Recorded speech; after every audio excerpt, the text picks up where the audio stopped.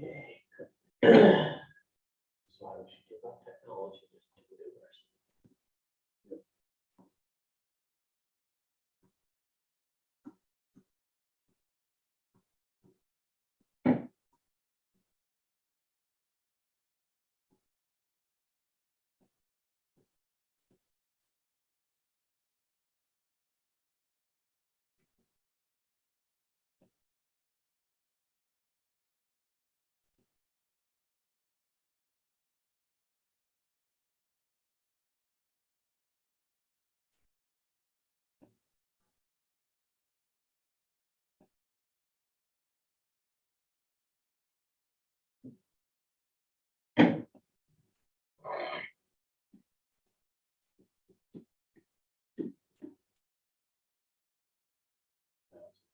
Screw it up. If I can figure it out.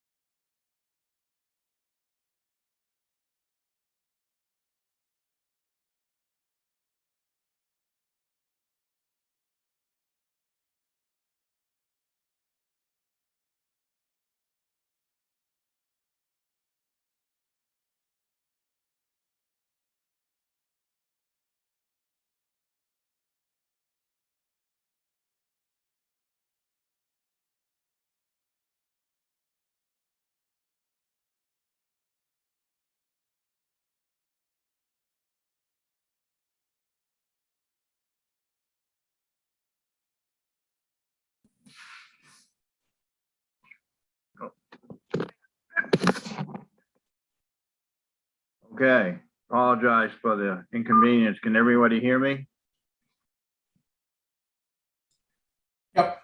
Gotcha. Terry, are you ready? I'm getting a funny thing on you too. I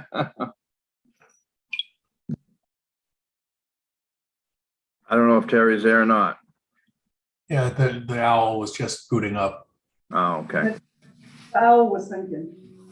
Okay, I don't know why I have to turn my computer at a 30-degree angle to get it to look at me, but it's a in the neck. But got to be a way to adjust the camera somehow. But anyways, I'll call select board meeting of March 9th to order at 8:30 a.m. And I'll start by calling a public hearing regarding a proposed ordinance restricting vehicle weight on posted ways in the town of South Thomaston. Are there any comments from any members of the public? Is there any member of the public here attending? Terry, you're muted, I think. No? No, I didn't hear you then. I don't see anybody from the public. I assume that's correct? That's correct. Okay, I will close this public hearing. Can I make a suggestion? Go ahead. Would you enumerate the exceptions so that people that dial in to the YouTube know them, or are they well documented? I haven't seen the, I didn't read it since last night. Yeah, well, I can do that. I said I closed the public hearing, but I'll rescind that statement. And basically, the ordinance is, as I said last night, is the model ordinance put together by the Maine Municipal Association and the local road center at DOT. I've included all of their exceptions for vehicles of 2 and 3 axles in excess of 23,000 pounds, but less than 34,000 pounds that are carrying special commodities. They had their special commodities listed as A through J. This includes a K, which says perishable products, including bait. Also, we added an item 6, which says that any 5-axle vehicles registered for gross weight between 34,000 pounds and less than 80,000 pounds that are carrying any perishable seafood products, including bait. And by the way, Terry, it needs a comma after bait, may operate on Island Road without a permit, with the implication being that the only road that those tractor trailers can operate on when it's posted is Island Road. They can't cross Westbrook Street. They would have to go either Buttermilk or Route 73.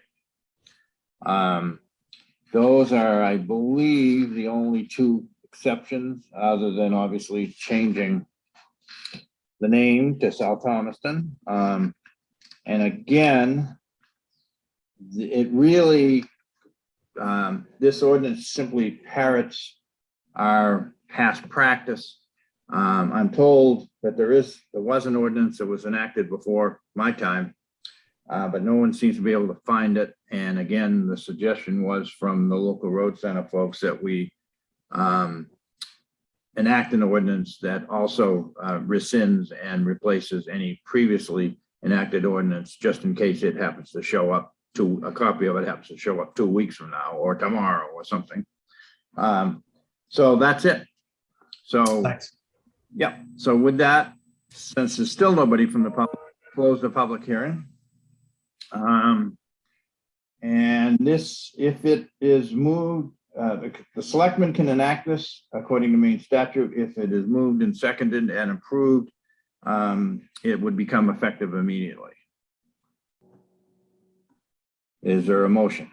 I make a motion to enact the sort of new road closure. Posting, yeah, not closure, but. Restriction. Second.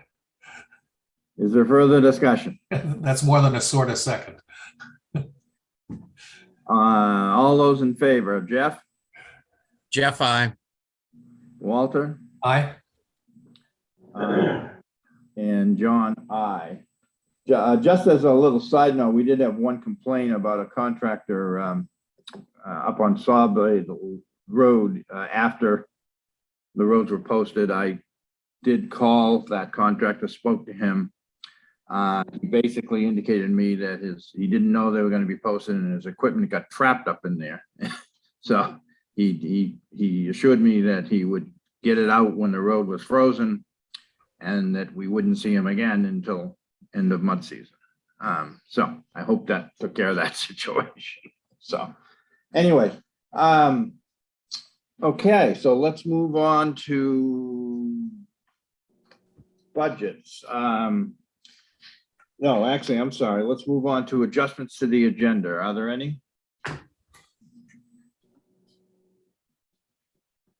Okay, let's move on for public comments for items not on the agenda. And again, since there's nobody here from the public, I assume there's no public comments. And then, so we have an agenda for budgets. Tentative schedule is fire, general public safety, social services, streetlights, debt service, building and grounds, library, cemetery, planning board, and CEO LPI. Terry, are we anticipating Penny and or Dan to join us at some point? We are anticipating Betty and Penny. I don't see Betty on here. General Oh. public. Public safety. Okay, all right. I don't know what people's schedules are like. I'd like to get a sense of that before we start. I really kind of need to be done by about 11:30 at the latest. Does anybody need to be done before that? Okay. All right, let's start. We want to start with fire then? Yep, Brian's here. Terry, I'm gonna kind of let you organize this, so. Is Brian?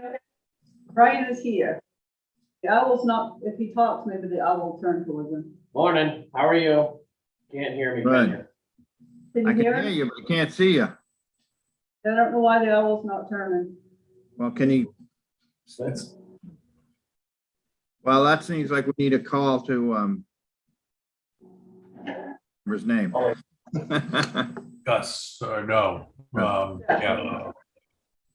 Brian's gonna play with something, but he can always come sit beside me. Yeah, that's what I was gonna suggest, but for now, can we sort of just at least, Does it work?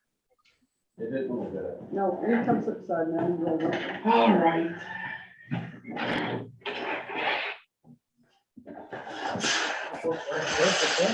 Where's that? Where do I need to be? You're right there. there's always a technical problem.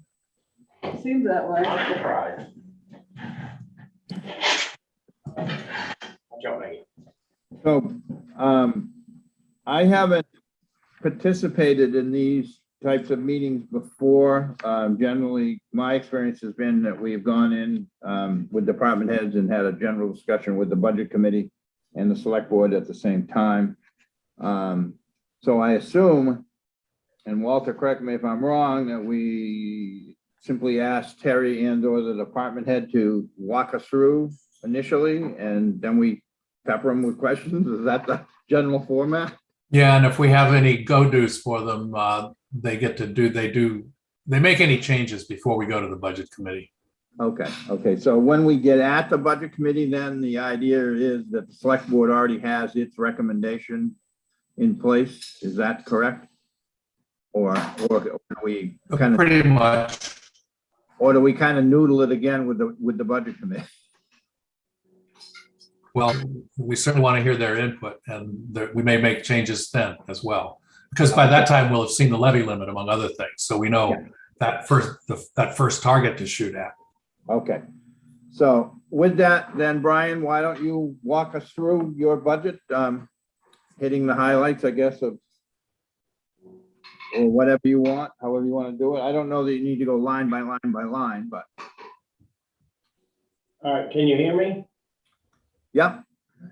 All right, so there's really no excitement inside my budget whatsoever. If you go to contracted services, line 496, I change on line 499 and 502. I changed those from to $10,000 for the coming budget due to the issues we ran into in last year. This kind of gives me a, What number, Brian? what? What number? Oh, you're saying what the budget is. Yeah, Okay. I've changed the vehicle maintenance and the pump test to $10,000 just to cover the basis of, to hopefully, if we have issues like we did last year, which we all hope we didn't, at least we have the money inside the budget and not having to potentially move things around. The only other thing that's really in my budget, because I stripped this budget from last year to this year, and my only things I'm looking for is under equipment, line 545, which is the match money for the AFG grant for the apparatus, if we get it. And on the other one, 545. I don't have anything on 545. Mine says that's SCBA mass. 545? my kind of great as anybody else. 546. Okay. Line 542, AFG CA. That's a grant through FEMA for air packs. That's the match money. We're off the line here. Okay, that's 541 in mine. Yeah, mine too. Oh, this is the copy you gave me. The rest of the- All right, I'm gonna look at Terry's computer, since it appears Okay. you guys have the right version and I don't, so 541. Yeah, go ahead, John. Yeah, Terry, we're having a little trouble hearing you, or at least I am. I can hear Brian fine, but not you. I'm not talking. No, when you are talking. Okay. Stop. All right, so line 541 under equipment, AFG SCBA, that's the match money if we're awarded that grant. And the only other thing that is in the, under equipment would be line 544, AFG apparatus, that's the match money for, if we are awarded the fire truck. Other than that, there's nothing special or exciting inside my budget. If you compare to last year or 2 years back to this year, I have stripped down this budget to pretty much the necessities, because I'm gonna say it, we're in a position where we don't really need to, the trucks are the problem and the air packs. That's it. So, any questions from you? Start with Jeff. Yeah, go back up to salaries or salaries, stipends and wages. Okay. I'm not sure, but what it looks like is that you applied.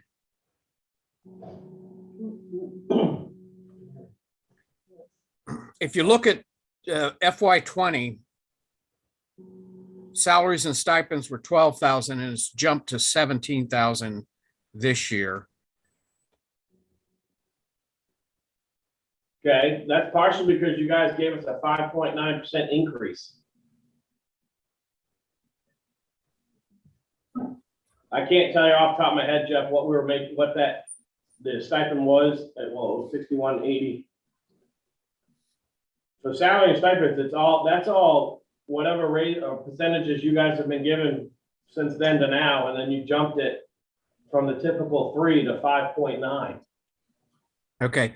The salaries and stipends, although a little bit higher than what I was expecting, isn't really the issue. But then if you go to Wages is the issue.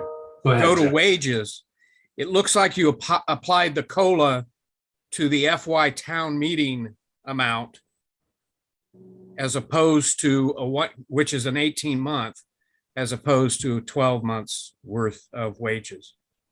I looked at that the other day too, Jeff, and I will relook at that because that doesn't seem right to me either. But a part of this is the fact that, it comes down to, I've used the same formula I've pretty much used for 15 years. And the raises are, yes, the guys and girls of the department deserve what you guys give us, but going from a 3% to a 5.9, and I understand where you guys are coming from on why you did that, but that kind of makes my budget go up.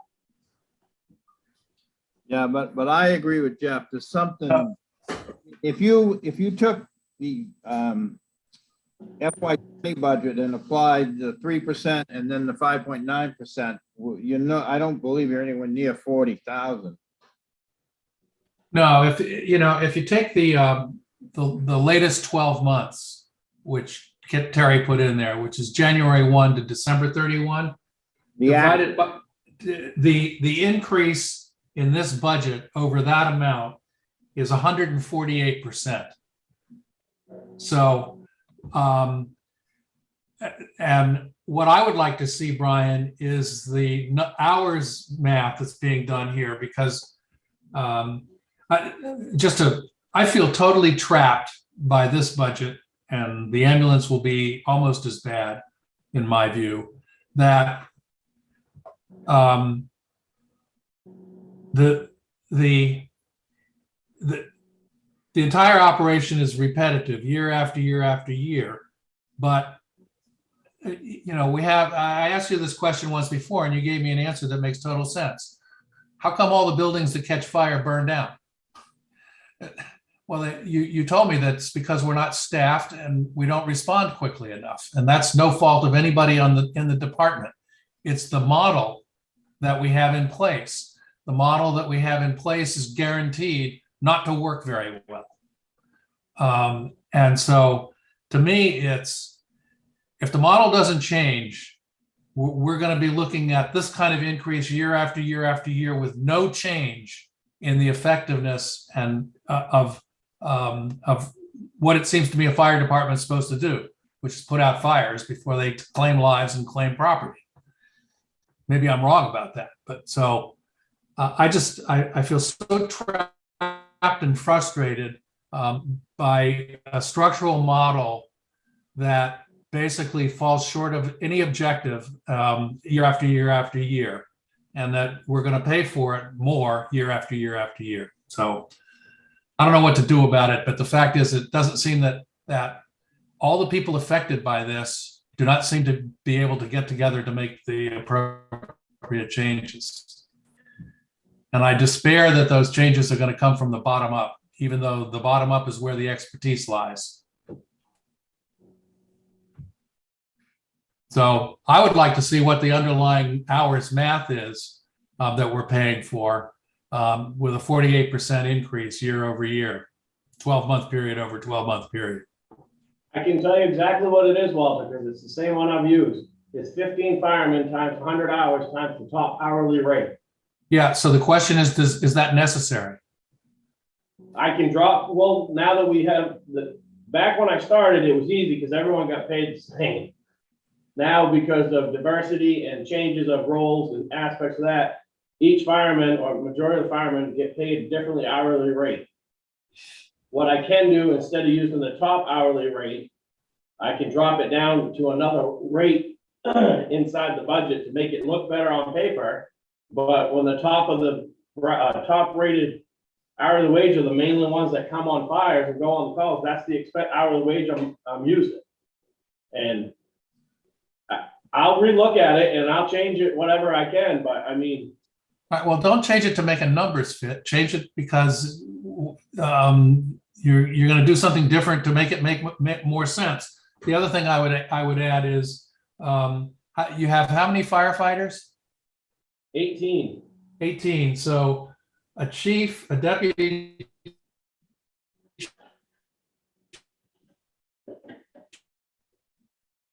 chief,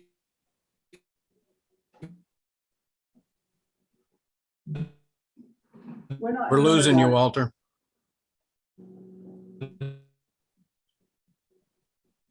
assistant chair oversight. Right. If three captains are kind of the first line of supervision, that's three captains over 12 firefighters. That's one over 4. That's a span of control that I don't think is necessary. Well, aren't the captains related to a truck? Yes, each captain's responsible for equipment inside the station and under them. Okay. And then it's the fireman. All right, I stand corrected. Thank you. Learn something every day, even in year 6. So, but I don't disagree with Walter's point, but I don't I think that the key to a new model of doing something different is regionalization. I'm not sure how we can do that on our own. Maybe there's a way, but I certainly can't think of it. But back to Jeff's point, I think there's something fundamentally wrong with the formula here on the wages. If you take the 20 budget and apply, 3% to it, and then you take that and apply the, whatever it was it 5? I can't remember what the COLA was it? 5, it was 3.5 for COLA and 2+ for performance or merit. So, I mean, I would expect that 40,000 should be somewhere in the 31 or 2,000 range, if I'm not doing my math correctly. So I think there's a formula problem. I think you're applying it to the 18 months. I have the 20, 21, 22 budget in front of me. For 12 months, the wages for training was 81.75 and fire maintenance was 10,635. So I multiplied those by 1.059 and got 8,657 and 11,262. And what That makes sense. That makes sense. Now, Walter, you just said that 5.9% not just the COLA, or there's merit. Well, we packaged them together. Yeah, I mean, what I put on the table back when was the main revenue forecasting committee's CPI, which was 3.5%, and then we added to that. And what I put on the table back then was what the transfer station board had just done. Okay, so you're saying. And I don't know how, I thought it was 5%, not 5.9. So. Well, I Yeah, thought my I didn't think- recollection was 5.9, and it was simply a COLA. And Jeff, I thought you were the one that made that motion. Yeah.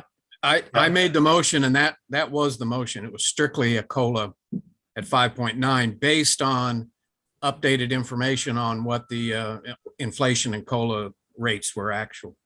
Yeah, okay. I remember we changed whatever that's where we ended up. Yeah. Now, the year But before, so if you look before at- was a comment. Sorry. Go ahead.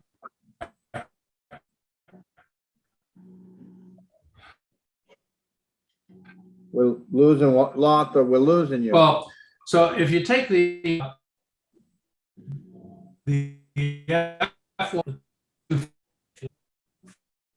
Walter, can't hear you. You're breaking up. This isn't working. But Terry's numbers match my numbers. Yeah. I don't know if we're gonna get Walter back or not, but I think you guys, Terry and Brian together, need to go through and make sure you got the right formulas. There you go, Walter. We lost you. Well, is my audio working? It is now, but I mean, you were talking away and we were just getting. So, As I said, all the users on Waterman Beach Road are coming on now. In September, this will all go away. So if you take the 27,254, not the 20, the 37,620, which is the 18-month budget, divide it by 12, and it comes out to 2090 a month. If you then go and take the 40,446 and divide it by 12, it comes out to 3370 a month. And what that says is that the difference on a monthly basis is up 61%. So, yeah, I think they agree there's a formula problem in there, and Terry and Brian are gonna go back and double check. Terry kind of did some rough math, and you came up with a total of what, Terry? 19,920. No, a total. On the where it says 40446, your number was what? 19,920. Well, that's Based not- on. That based works. on the- Based on the budget. the 40,000 should be about 31,000 or 32,000. You didn't do training. I did the training, Oh. right there, 8657. If I look at the budget book from last year, and I look at the 12-month line, right back there.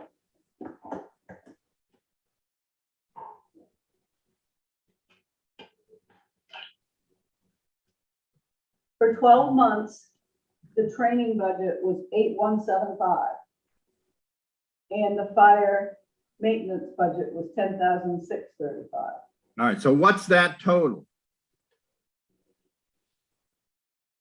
18,810. Well, that doesn't make any sense either. Can I jump in for 2 seconds? The other thing you Sure. have to remember, some of these numbers for 2020 aren't gonna come up with mathematical and make it look closer to what we're all talking. For the fact that half of 2020, we didn't do anything because of COVID. I had to shut everything down. I understand that, but I'm looking at your FY20 budget. If you take the 28, forget breaking it down for now between training and fire maintenance, just take the total. If you take the 28.3 and apply, I don't know what the increase was, but say it was 3% to that, and then you apply 5% to that, doesn't that come out about $31,000 or $32,000? Yes. And that's what I think you gotta go back and look at. And there's two things. We've introduced two pieces of leading to errors in this. One is if you look at the 2021 budget for 12 months that was calculated in there, that was arrived at halfway through the year. So when Brian and Terry did that calculation, you already knew that 4 or 5 months into it, what your actuals were. So when you did the calculations, it was lower than what it would normally have been for that budget cycle. The other thing is that I think what Brian did is he went through his past, what he used to do, what he's done every year, and that is base it on the number of hours he's going to work by their pay. But you use the 18-month hours that you had used last year instead of the 12-month. That's my guess. So I agree with John. I think the number is closer to his number, 31,000. And I think between Brian and Terry, you guys can figure that out. So you want to base it on the 20 budget, not the 21? No, I'm just using that to sort of validate, get an order of magnitude. If nothing has changed dramatically in the number of people and in the number of hours, it should be somewhere, if you just factor in, if the hours are roughly the same and the number of people are roughly the same, if you simply factor in the 3% and the 6% on top of it, it should be somewhere in the low 30s. But I think it goes back to Walter's point. If you could just put together a spreadsheet of your assumptions, how many people, how many hours, at what rate, you're going to come up with the actual number. Yeah, so this is why we do this instead of doing this idiocy in front of the budget committee. Yeah. Have them lose confidence in all of us. So last year's budget, Brian budgeted 18,810 for 6 months, and then he budgeted the same amount for 12 months to come up with 37,620 for 18 months.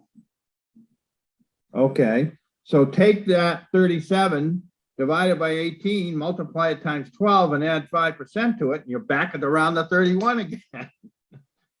All right. You see what I'm saying? I think you are. Seems to me that though you have, so your actuals for that 12-month period, January 1 to December 31, 2021, is your most recent actual period of work that reflects the decline of COVID-related events and work stoppages. So, I'd divide that by 12 and multiply it by 1.059 and see what that ballpark is, and it's 28,861. So that your 31,000, that's the right range.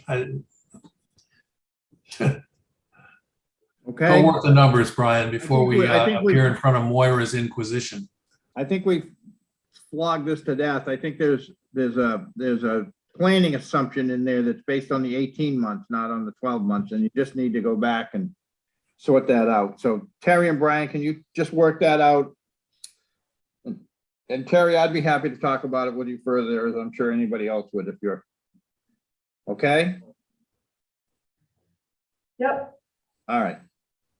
And Brian, if you could put together your hours assumption, in other words, you know, a little simple spreadsheet, number of firefighters, anticipated average hours, average rate or actual rate or whatever, that should come up with the same number as well. So, all right. Other questions on Jeff? I think Yeah, on the our share of the grant for the apparatus is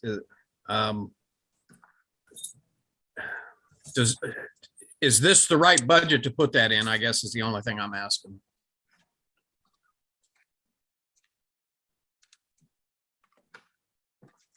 Was that? Right, Jeff? that 28,000 is for the new fire truck, right? Yes, that's our 5% of the requested funds through FEMA. I I think put it for you guys to decide what you want to do with it. I think it's smart, at least my initial reaction is it's smart to include it for two reasons. One is I think it'll generate a little discussion at the budget committee, and which can be an education process. But the other thing is, when does the grant require a demonstrated match ahead of time? I guess that's a question. And do we get any extra points, quote unquote, if we've already have our match in hand and don't have to go say we're gonna get it? I don't know the answer to that, but a lot of times if your matches, the more solid your match is, the more points you get. Or sometimes it's an absolute requirement. Was for Northern Borders. Yeah, except that in this case, we have a reserve account for this specific purpose that True. would cover the match. That's how we true. handled Northern Borders. We held up the paving reserve. Yeah, that's true. I don't know. I guess I need to think about that a little, think it through a little. When do you anticipate the grant? And I know the feds are notorious for not coming through, but The earliest I will know is June, July, but I have a meeting tomorrow at 10 o'clock with an update of the whole process, and that could change okay. either in favor or against. Just using the scenario of June, July, if I receive a letter in May, that most likely means we didn't get it. If we get into the end of July and I still haven't heard and things are going out, our chances are still good. So this is the toughest one to get through the FEMA process. Yeah. But our scenario actually works because the truck we're replacing is the only truck we have. It's the tank truck. But I'm about 50-50 on it. If we get it, we get it. I'm not gonna be shocked if we don't get it. I'm gonna be probably overwhelmed and looking at this might be the last grant I ever write if we do get it. So. So we've already applied for the grant, and they're making their decision probably before town meeting. So putting this line item in there. Not necessarily. He said June, July, and maybe a little later. Right, but putting this in our budget that is voted on in the late June will have zero impact on whether we get that grant or not. Sure. Should we keep it in just as sort of as a placeholder at this point, though? Or does that not make sense? Or, It makes sense. It makes sense to have have it in there for the discussion with the budget committee. And then if we're really squeezed, to hit levy limit or reduce the tax impact, we can take it out if we feel that it's not a requirement for winning the grant. Yeah, I do like that approach. I think this would be a good place to introduce to the budget committee the buying a new apparatus. Yeah, that was kind of my thought. So I guess the consensus is we'll keep it in for now. Okay. Jeff, you got more questions? No, that's it. Okay, Walter? Oh, all set. Okay, I have one question. I got a little confused. And I think it was because we were a line off at the time. But on the SCBA bottles. No, that wasn't it. Where was it? The Cascade system, where was that? On the contracted services?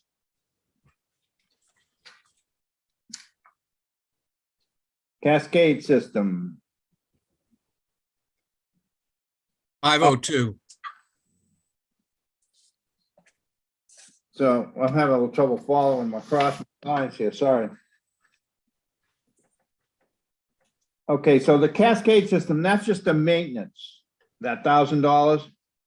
Yes, Okay, and then above that, you have $10,000.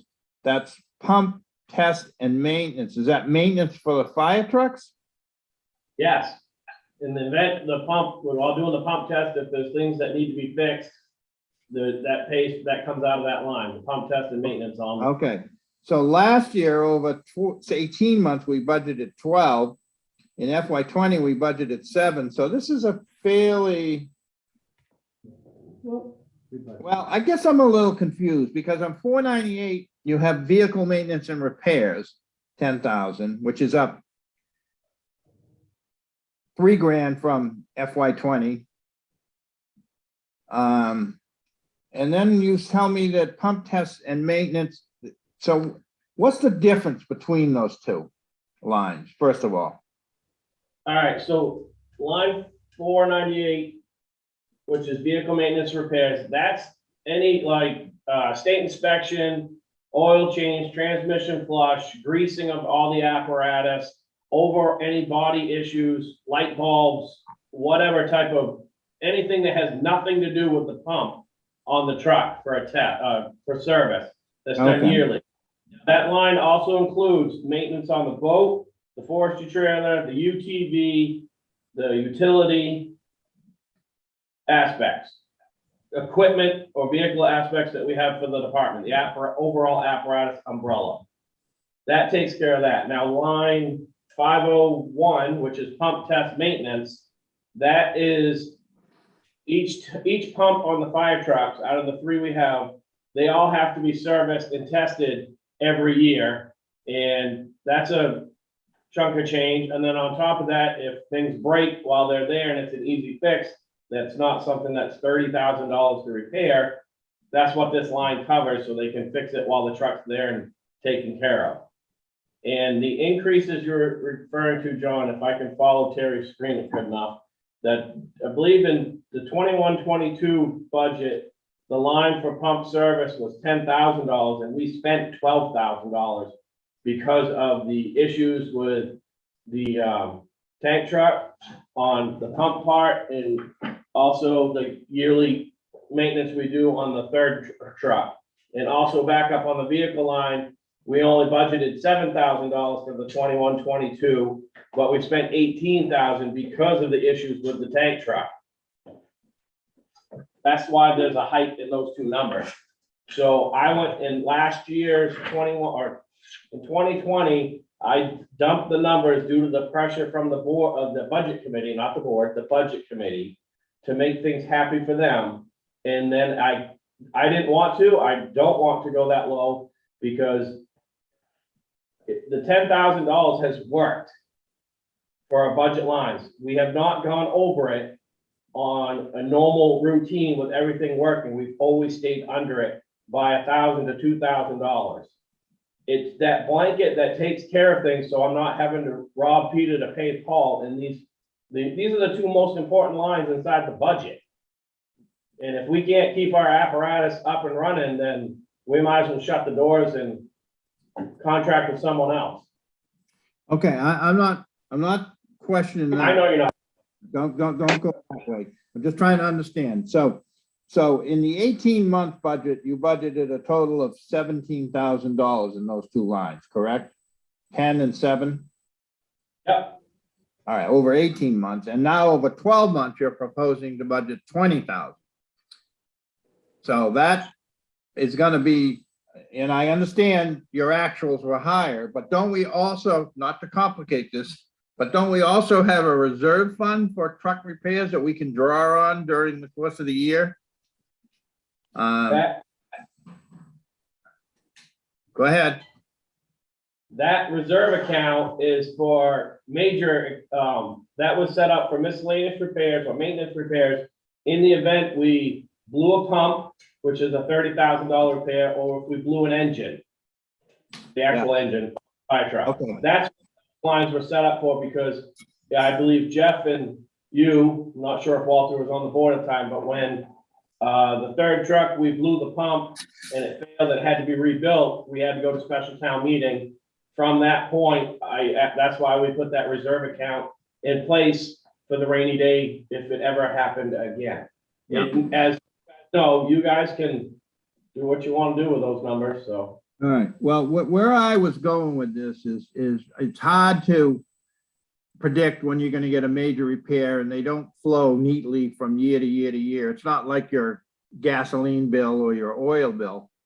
And perhaps we should change the way we approach this and simply fund it out of the reserve account and try to flatline it year to year. Some years we win, some years we lose, but I guess that's just a thought I had. Jeff, you got your hand up? Yeah, just to reiterate, especially to the budget committee, what this does is demonstrates the reason why we have to change out that apparatus.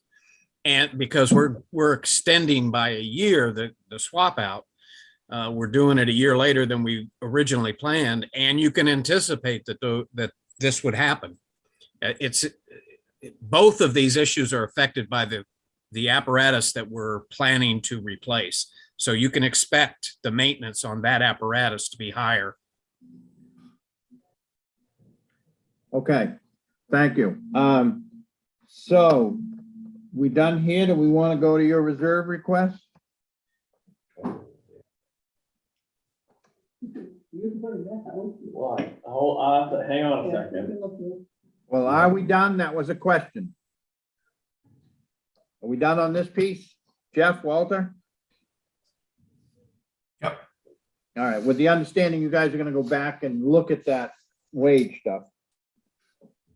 Okay, so you're gonna move to your reserve request? Is that the plan? That works for you, Free? Moving down the screen for him. I got it right here. Oh, you Can got you it. give me a line number?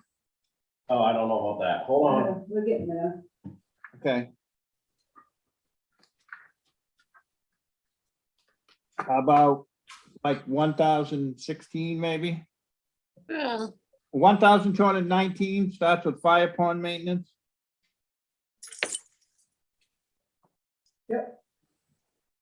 Fire pond? Yeah. Fire pond, request is 5,500. That's just to replenish what we spent last year. Put it back in the account.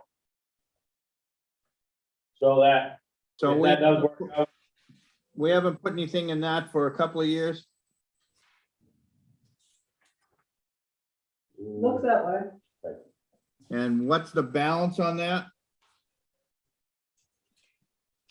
I don't know off the top of my head, about $2,000. well, yeah, it's probably only have like $2,000 in it.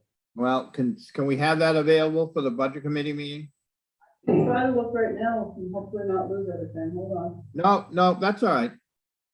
Unless Okay. Jeff Walter want it. Fire truck reserve, That's 60,835. That's 15% higher than what I requested last year. And yeah, that all, I guess, would potentially change on how we move forward with your guys' calculation of repaying a new truck and all that. Okay. I think we've kicked that around a little bit. And then I'm just trying to get these listed here, so then we can open up the questions. And then the fire equipment reserve is down 10, down 5 to 10. Yeah, the request is to put 10,000 in it. Okay. I think we're gonna need to balance on all of these for the budget committee meeting. That question's gonna come up immediately. And then we have the, correct me if I'm wrong, the next one is the SCBA reserve, and there's nothing proposed. Correct, nothing in that and nothing in the fire truck repair reserve. Because that one, we did that over, I think, 3 years of certain amount, and we were at the point of where we wanted it, so we've left it alone. Okay, and what's the balance in there? I believe that's around $25,000, Okay, but very well, I don't know. okay. Questions? Walter, Jeff? If the tanker fails hard, Brian, what will you do? If it failed tomorrow? I'd be coming back to the three of you, asking to go to a meeting so we can buy a truck, but we're still a year out. And the other problem, if it failed tomorrow, it's out of service, it's gonna sit wherever it died. Until and I'd have to just get with the area towns to get us covered.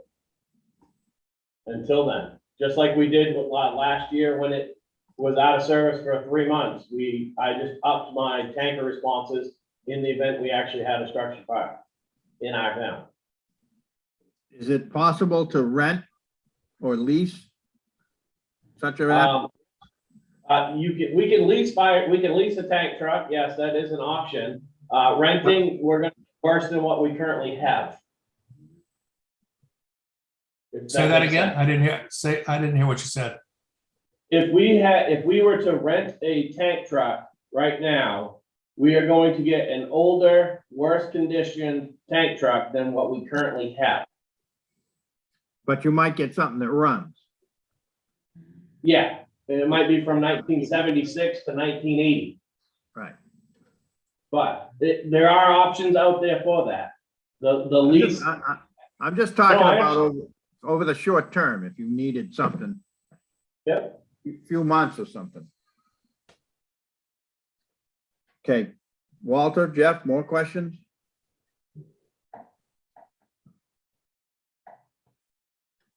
I'm good.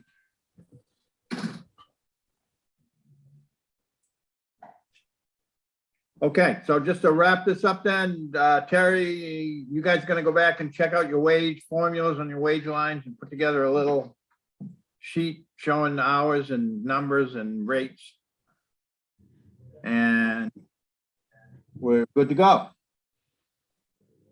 So Terry, you'll actually, since that's an error, it appears, we'll actually adjust the department head request in that column. Is that, would Okay. that thought?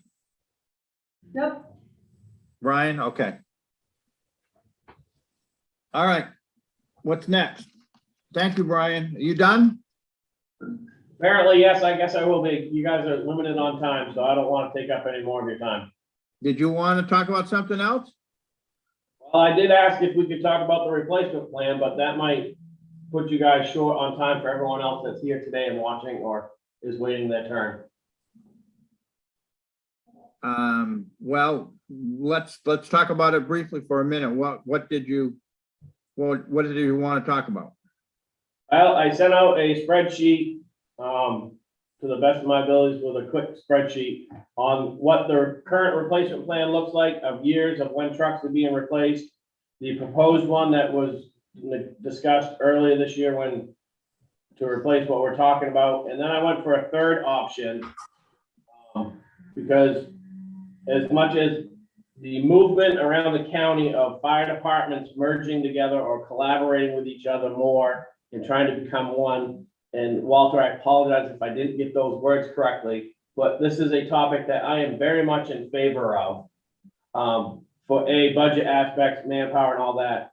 So I threw out a third option, because my big question to the county is, why do we have everyone has a minimum of 3 large fire trucks when an engine and a tanker would work in this town, and a smaller vehicle, which we call a mini pumper, could replace the truck that we spend more on every year that just sits still and doesn't get used a lot, versus if we go to a smaller one, it uses better for camp roads, utility calls, which is the majority of the type of incidences that we deal with.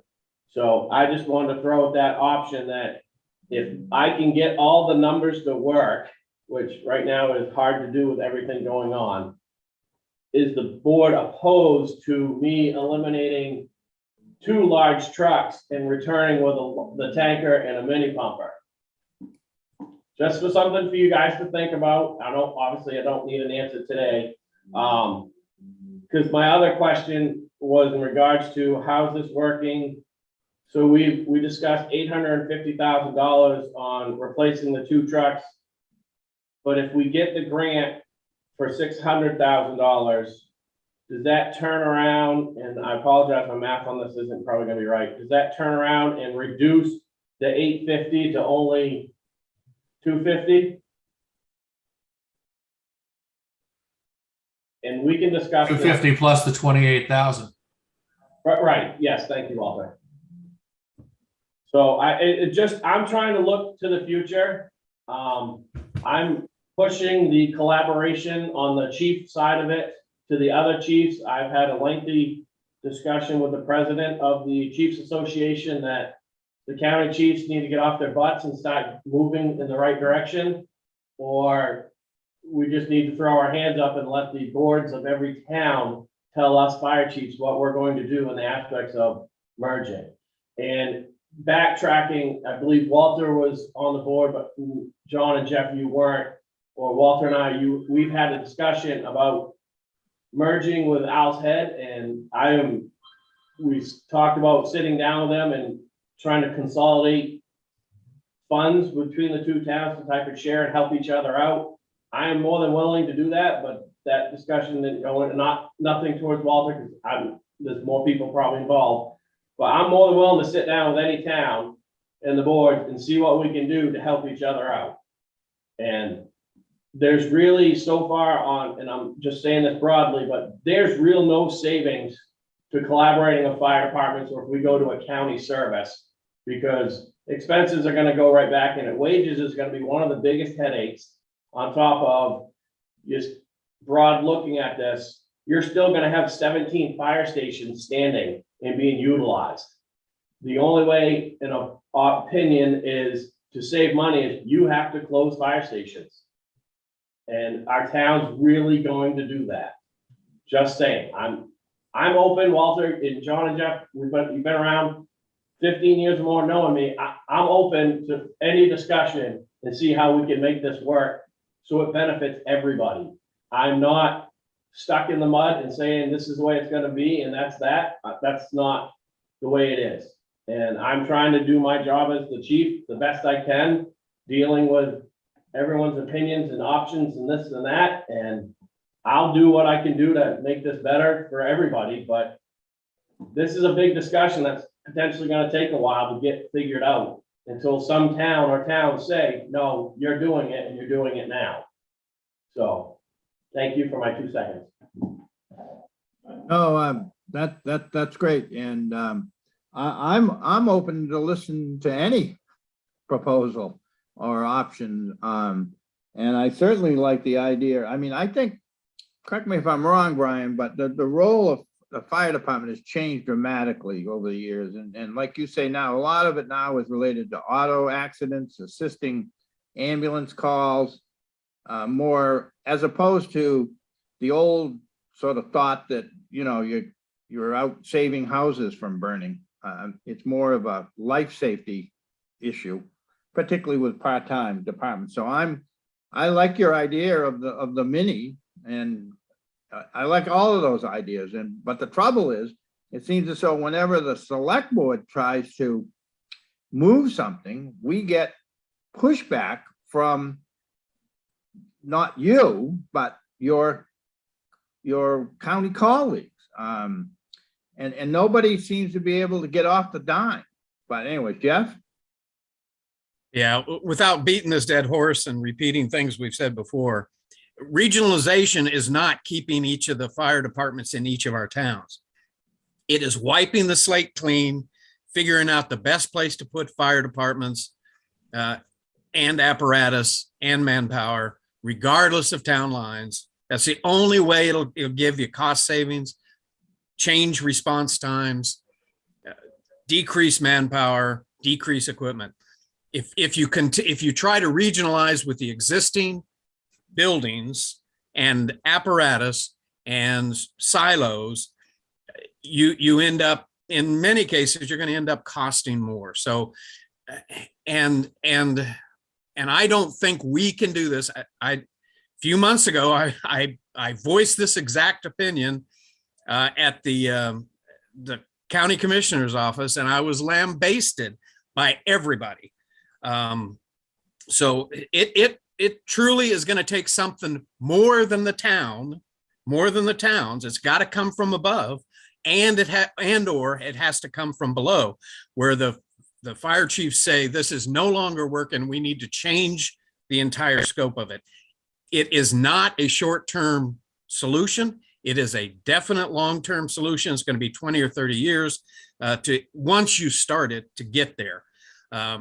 But right now we're at an impasse. I just don't see us being able to do a whole lot. I have one other question for Brian. Who is the current fire chief in Owl's Head?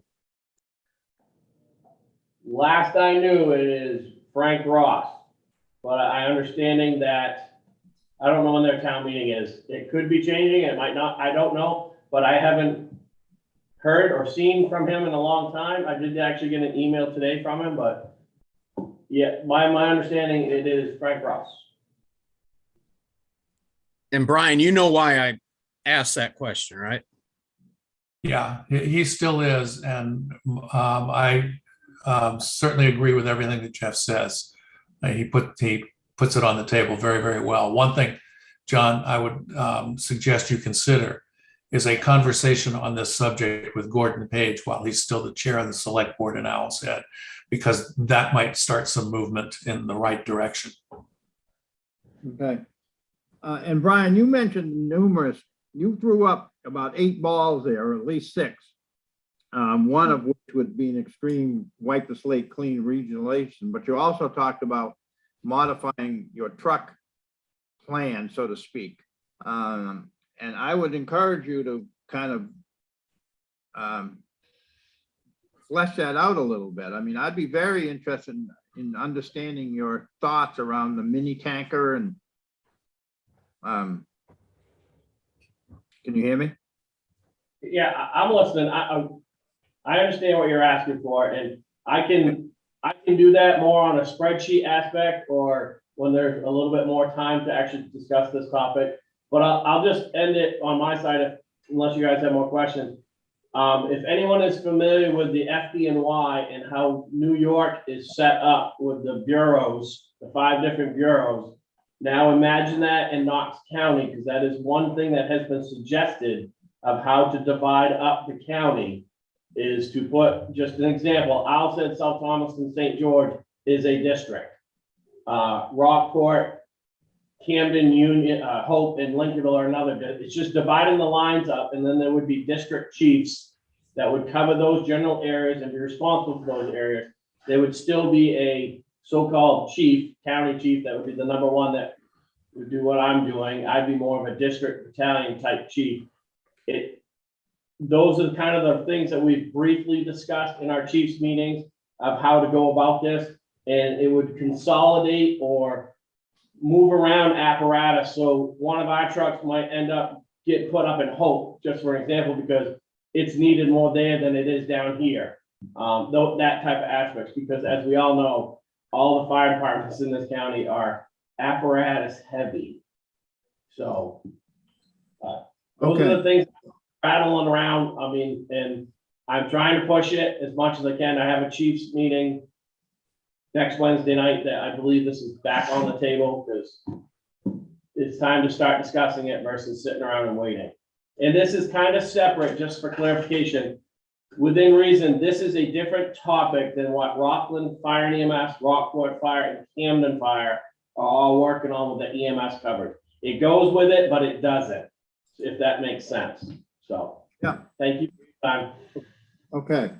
We do have, And John, real quick, yeah, go ahead. if you look in the packet for yesterday, our packet for yesterday's select board meeting, last night's, Brian did have a spreadsheet in there on his new proposal.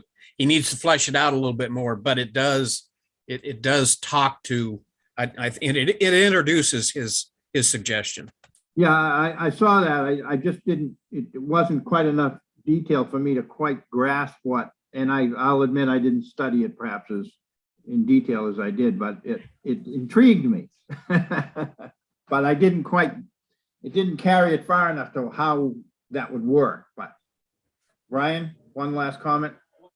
Walter had sent me an email on what roughly the cost savings would be if we switch to option 3 on a yearly thing. We could be looking potentially at a savings of $5,000 to $7,000 on the maintenance aspect and running the truck. So just, that's a rough number, and obviously I'll keep flushing that out as well.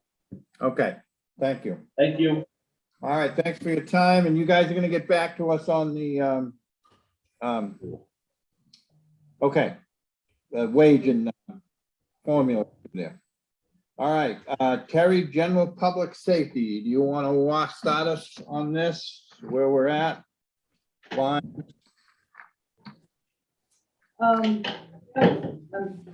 Salary and stipends, I put in what line are we on, Terry? 763, Pardon? 763. 763, having a little trouble hearing you still. 763. Okay,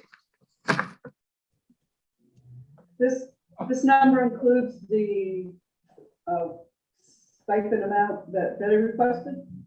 yeah. E91 coordinator and the ACO. Yeah, I just multiplied them by 5.9%. I believe I did it right. Okay. And you want to just walk us through the whole sheet real quick? Is there anything you want to call our attention to, or?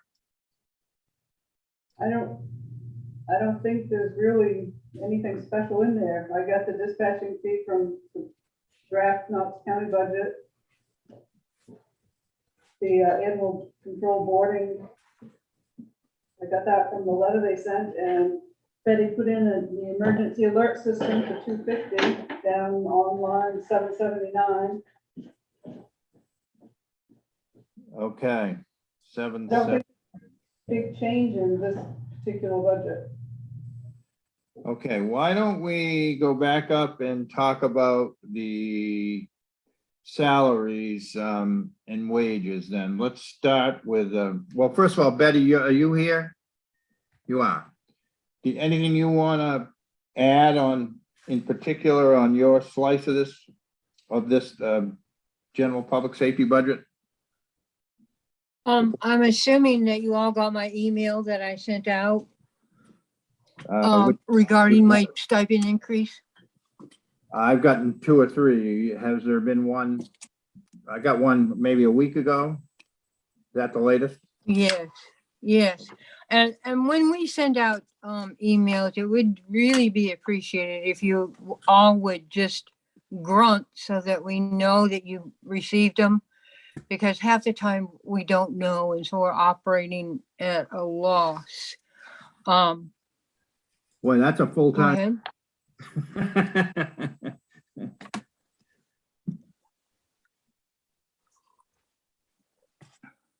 Given the number of emails we got, that could take 4 or 5 hours a day.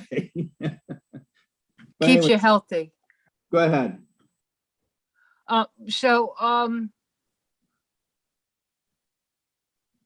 I would like an increase in my stipend because I want to be able, like I said in that email, to hire a new person, to train them, and to take over the programs that I started out.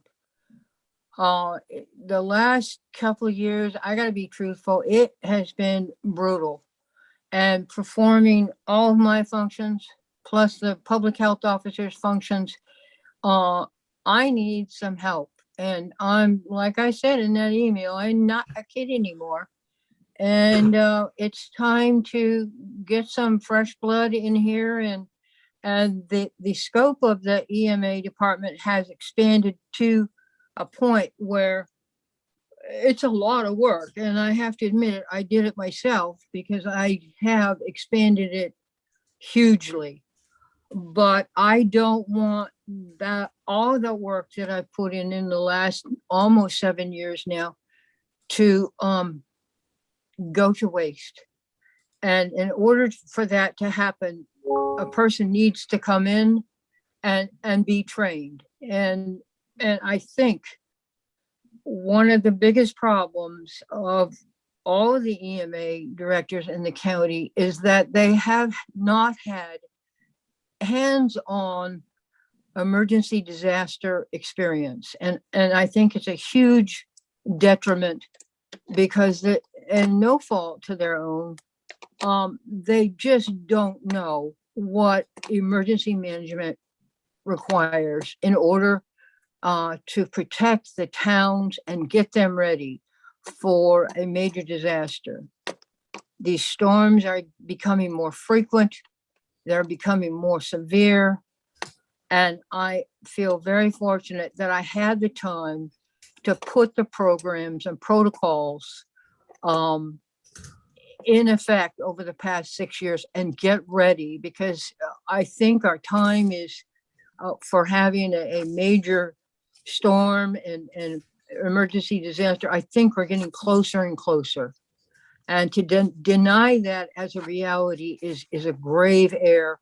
And it does put the residents of the community into some serious jeopardy. I believe that my request for the increase in stipend is not unreasonable. And I believe that if a person is going to be recruited to take over my position, that they should be paid for during that time, because it probably will take about a year in order to get somebody up on board. So that's pretty much my spiel.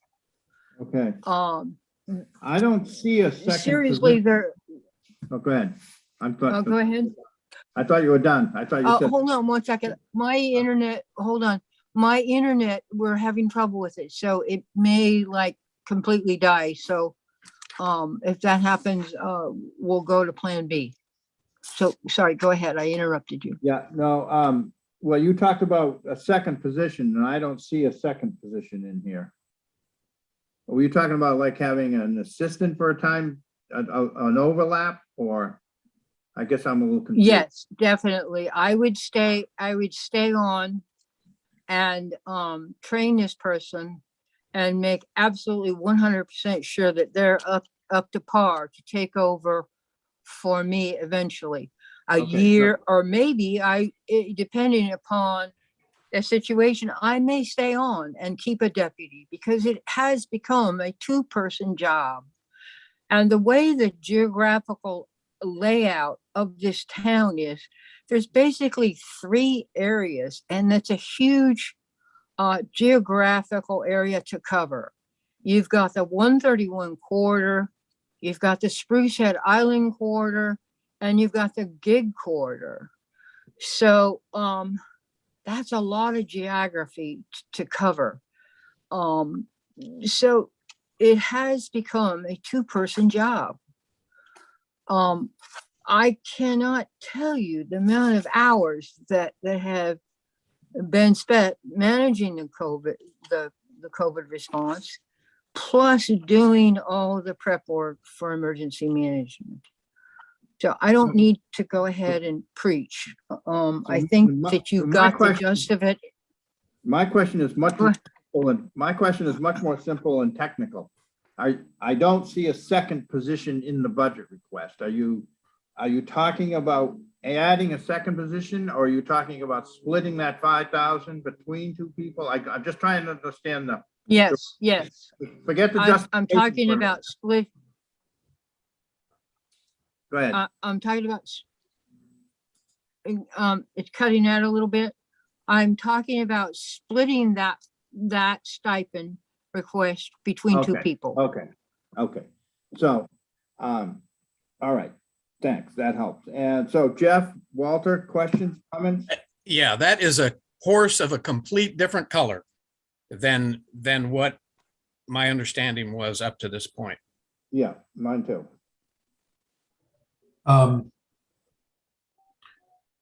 And Do I you know, I do you would, know of a candidate, Betty? What was that? Go ahead again. Do you have your, do you have somebody in your gun sights here for a possible successor? I do. Gun sight's the wrong word. Yes, Wrong Yeah. term. poor choice. Pardon? Poor choice of words. Yes, I do have someone in mind. All right, you don't have to share that with us in this forum, but thank you. So, so I'm a little confused too, because that's news to me. So I guess, because one of my questions was, in your salary request, you indicated that you felt in order to recruit somebody who would do a good job, we needed to increase this pay level to a reasonable level, and I couldn't agree with you more on that, but my thinking was, I'm not sure that $5,000 was going to do that based on the experience that we had, with having with just getting someone to work in the office, or a code officer, or an animal control, which, by the way, I think we need to visit. But now that I understand it a little better, that question kind of goes away, as does my other question, which was that the 5,000 you were proposing was, someone put together a little survey of all the EMA directors in the county, and that was by far and away the highest amount of any EMA director, including larger towns. But that sort of changes my thinking if we're talking about trying to hire someone to work with you over a certain period of time. So, Jeff, Walter? Jeff? yeah, what I'd like to see is us adding a line, EMA director, EMA deputy director, splitting the 5,000, 3,000, 2,000 as the department head's recommendation. Yeah, I would too, because I think it's not clear that there's two positions there, and it wasn't clear to me. So is that what you had, and how were you thinking about splitting it? Absolutely, absolutely. I don't quite understand how you missed it, but that's neither here nor there. Well, But 'cause yes, there's only splitting one. that. We missed it because there's only one position there. It says EMA director, Okay, doesn't say that EMA. doesn't, that, but let's anyway, all talk it. Oh, we're having a little trouble hearing you, Betty. yeah, like I said, our internet connection is really rough. Ideally, I think that the smart thing to do would be to start out a trainee at, say, 1,500, and then as time goes on, increase that amount so that it would become more even, like 2,500 for each eventually as time goes on. That was pretty much my idea of the financial aspects of that. Okay, so on an annual basis, how would you split that? from July 1st to June 30th. And again, it may not happen that way, but what would be your plan? Like I said, I think I would start the new person out at 1,500 For a year? for well, See, that's why we're trying to do annual budgets here. yeah, I think that would be fair for a start to recruit someone. Okay. So, But I would be happy to increase that number if you'd like. I have no problem with that. so, I'm So not you're- greedy, but I'd be happy to oblige you. okay, so you, if I understand it, your modified request is EMA director 3,500 and some sort of deputy or assistant at 1,500. Is that correct? Yes, that's Okay. correct. All right. All right.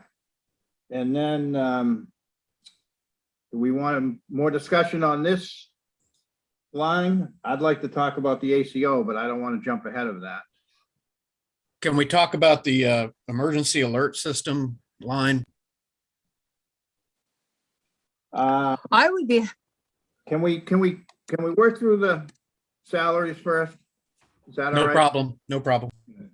So are we done with the discussion on the salaries? Are people comfortable with that adjusted request from the select board?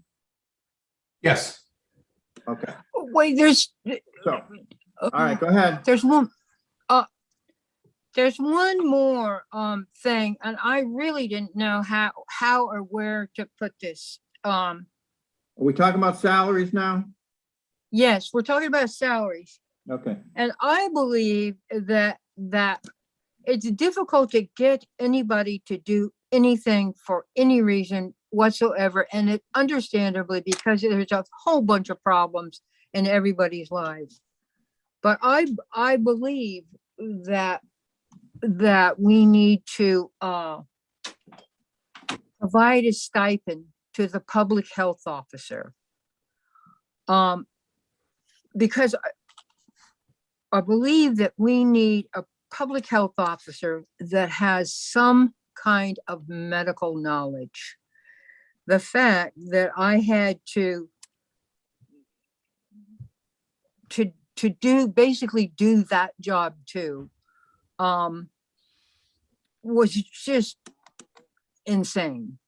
So I believe I don't think that you've been successful in recruiting a public health officer, but not to have a public health officer for the town during a pandemic is just absolutely wrong.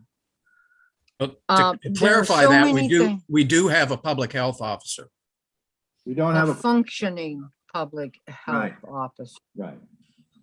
Well, okay, There are so many things that could have been done to help people through the Office of Public Health that were not done. That is just mind-boggling to me. Yeah. well, I wouldn't disagree with you, but just because you throw $1,000 or $2,000 or even $5,000 into a line doesn't mean we can recruit someone. We're having a really difficult time recruiting folks, but I wouldn't disagree. Well, I do have to admit that I have someone in mind. Yeah. For that, to do that. Okay, so I wouldn't disagree with that. Let's, I penciled in, so now I have 5 positions listed in there. Did you have a thought about an appropriate salary range for a public health officer? I'd be interested in hearing that, even though it's not technically EMA. Well, I said that up front. I think like a $1,500 stipend is a start. Okay, I'll pencil that in for now. All right. So let's continue down then. E91 coordinator, that's just the COLA increase, Terry? Yes, And that we do have a position filled there, and that seems to be working. The ACO, we do not have an ACO.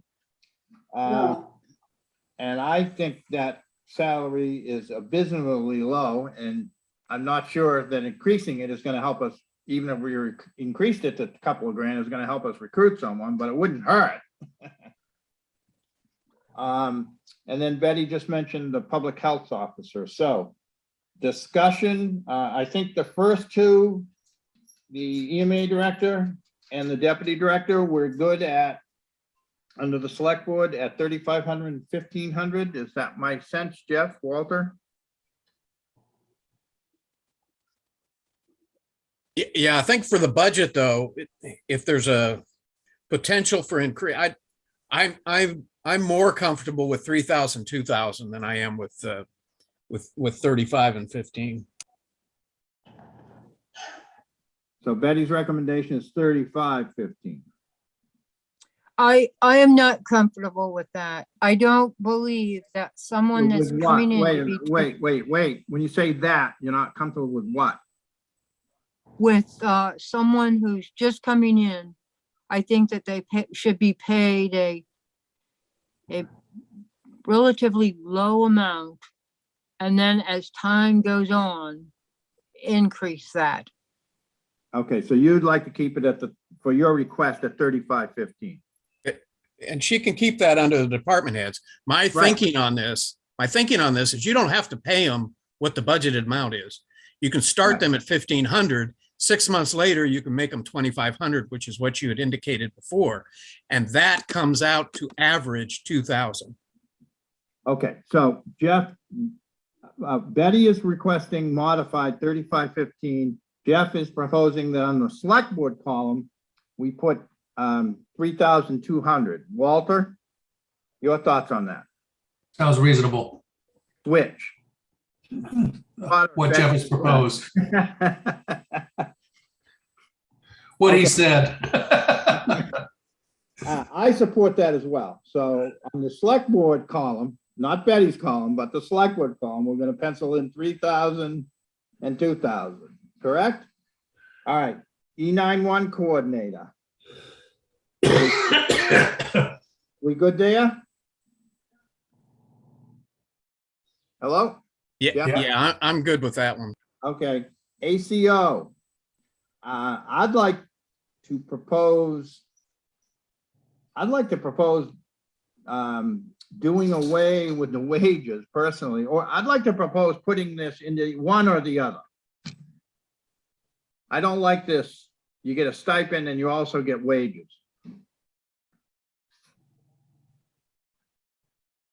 And I don't know how that happened. Terry, can you shed any light on that? That never used to be that way. Oh, it's been that way for quite a while. It was if they got the stipend, but then when they went someplace, they were able to put in a hourly. See that makes no sense to me. It's analogous to a retainer with your lawyer. Right, exactly. And that makes no sense to me. I mean, I would personally just like to keep it a stipend and hold that and increase that, put the 921 in there and maybe add another grand or two.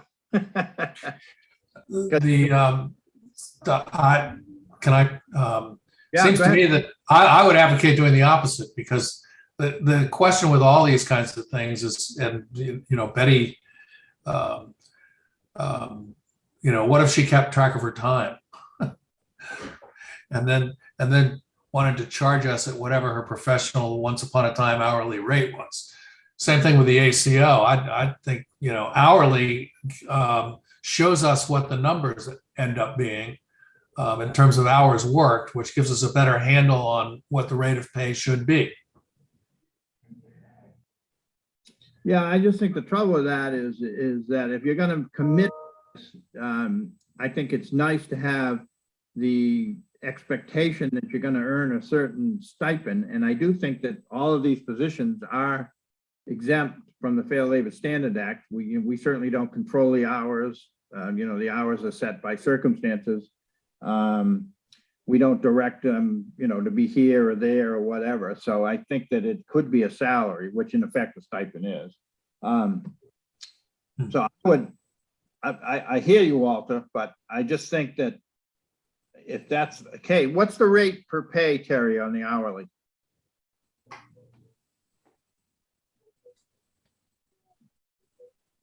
Rate per hour. Yeah, I'm looking to see if there's nothing there. It's just been carried forward forever. It must What be do we written. pay? What do we pay, I'm asking? We haven't paid anyone in years. I don't know. Well, we paid someone the year before, I think, didn't we? No, I don't think so. no, we haven't Okay. paid any. All right, I'll rephrase my question. What would you pay him if he submitted? I can look and see what it says in payroll. Let me get back there. If somebody actually had the job and was performing it, what would we make? What they make?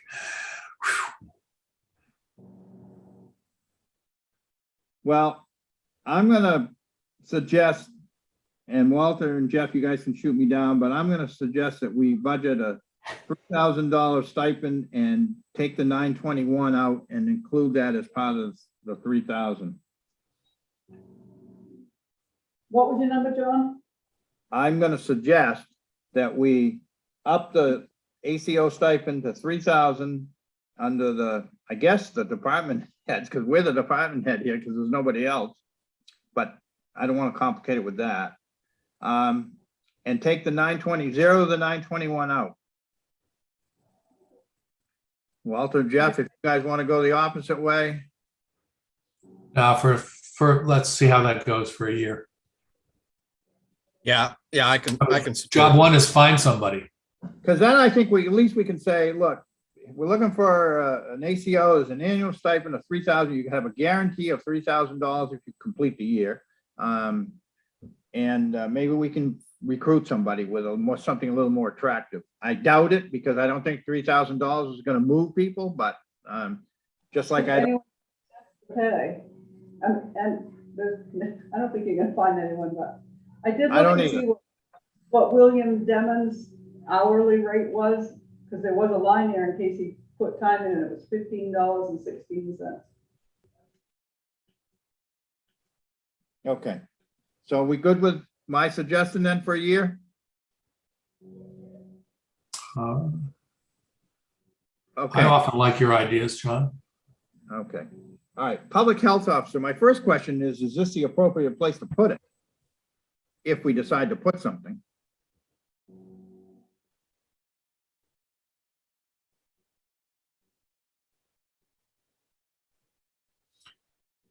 Yeah, I think it's about the best category. Where Yeah, was it in the past? So I don't think it's ever been a paid position, has it? Carney had that position once It was upon a never- time. Huh? It was never a paid position. Ah, It is okay. part of public safety. Well, it could be. It could go other places too, but I'm fine with putting it here. Are we good with that? Yep. Okay, so now the question is, do we want to put a salary stipend amount with that? And then the next question is going to be, if that's yes, what's the amount? So, Walter, yeah. So Betty, without naming a name, can you profile in terms of background, experience, education, the person that you would suggest for this? Good try, Walter, but no, we're not going there right now. No, sorry. It wasn't a try. It was. Nice if we're try. gonna- No. So if the person you had in mind was, Cliff, who's a tenured professor at Baylor University and has more degrees than the combination of everybody in this room on this Zoom, that would imply a different stipend than a person in training. That's all. That's why I was trying to tease that out of you. Well, let's first of all make a decision if we want to make it a stipend position. Jeff? On that Yes. question. Walter? Yes. John, yes. Okay, so we answered that question. So now let's talk about the number. Betty recommended 1,500. Wait, And- can I say something? Well, I hang would on. be, I have thought about Cliff and I think that he would be absolutely perfect, but I don't think he has the time to do it, but he would be an ideal person for a public health professional. Yeah, I don't think we disagree, but I don't think we can I think we need to, I don't think we can peg this based on a person. We need to peg this based on. No, So Betty recommended Correct. 1,500. Thoughts from Walter or Jeff? I agree, 1,500 is a good place to start. Walter? It'll tell us something. I mean, we're kind of shooting blind here. I struggle paying our ACO more than a public health officer. Oh, you're right. Well, the hourly commitment of a public health officer versus the ACO is completely different, which is why I think it originally had a wage line, because it could vary greatly. It could be 50 hours for an ACO easily, whereas I think the health officer position is significantly lower on the amount of hours dedicated to it. Well, I'm not sure I agree with that, given some of our situations around town, but anyways, I would propose, Jeff proposes 15, Betty's asking 15. I would propose 2. Walter, your thoughts? As I said, this is an experiment or a starter Yeah. kit, so I'm Yeah. fine with 2. Okay, so that's 2-1 for 2. I can go with 2 as well. All right. And you do realize that if that is if that position is, pay is increased during the tenure of a selectman's term or 3 years after, then the selectman can't serve in that position. So we're gonna have a conflict in the law. Oh, geez.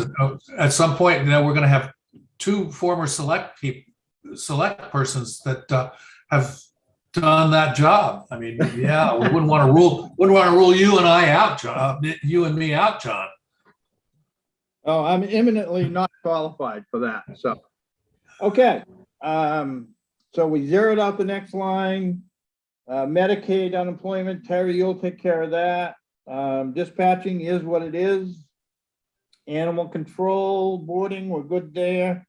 On dispatching, can we go back to dispatching? Yeah, sorry. Yeah, I'm just trying to move us. Yeah, the dispatching is based on, that number is good for half the year. It's not good for the second half of the year because they're still on a calendar basis. So my recommendation is that we make that number 50,000. I'm fine with that. Yeah, I couldn't find any insight in their budget as to why it dropped. So we will make the department request 50,000 as well. Okay, Terry? Yep. Animal control boarding, I guess that's just kind of based on actuals. Generator, we did have a problem with the generator this year, but yet nothing's budgeted there. Is that what's up there, Terry? I just went with what Betty said to put in there for the generator for that one. Oh, so this is not the municipal building generator. It's not the town office generator. Okay, that's in a different place. Okay, so we're good there then. Emergency alert system, I think Betty's talked about that. So if there's no issues there, I'm fine, we can move on. I've got Wait, I would- 2 quick ahead, Jeff. questions. I'm just trying to move us along. If there's no- I know. Is there are this issues. the ahead. GoGov or is this a different system than the GoGov? the difference is, it's called dial my calls. Now, the town of Washington and I worked on this, and I did extensive research on emergency alert systems. the town of Washington Select Board agreed to take their ARP numbers and start the dial my call system, and they have already established it. They had posted it on their town website, and within 2 days, they had 50 people sign up for the program. And they're about the same size as South Thomaston. So that's a roaring start. And I don't think that $250 is an outrageous. I do a lot of research when I make these requests, and I don't, as you noticed, spend the town's money frivolously. I am very conscious of taxpayer dollars, probably more than anyone else. So I think to provide the residents of the town with an emergency alert system that they can opt into, and if we only get 50 people, eventually it will grow because it's becoming more and more popular, and it gives them access to information that they don't have. So I really want this program. Well, That's so my my second question is that we authorized you to start it and to pull the trigger on. Did you pull the trigger? Did we put it out there? Did we ask people if they were interested? Did we start the process for doing that? No, I did not. That discussion kind of, I'll be blunt, lit my fire a little bit. And I thought, I'll be damned if I'm going to waste my time doing work and then have this program turned down. Washington went ahead with the program, and so far it's proceeding as planned. So I think that's a very valid test case, because the town of Washington is not a whole lot different than the town of South Thomaston. So I let them go ahead and test it out and give it a trial, and that's was excellent experimentation for me. Well, I'm thoroughly confused because I thought we were all set to go here and we were authorized it and we were rolling it out. That was the last I knew. That's what I we, did not get, I think we actually voted on. I it. did not get an affirmation on that. We can go back. I did not. We can go back and check the minutes, but I think there was actually a vote. But I think so. anyways, I don't want to prolong that discussion on what happened a couple of weeks ago, but I do have a question. Perhaps we should do this with our AARP funds. It's only $250. I don't care. We can leave it in either way. I'm supportive.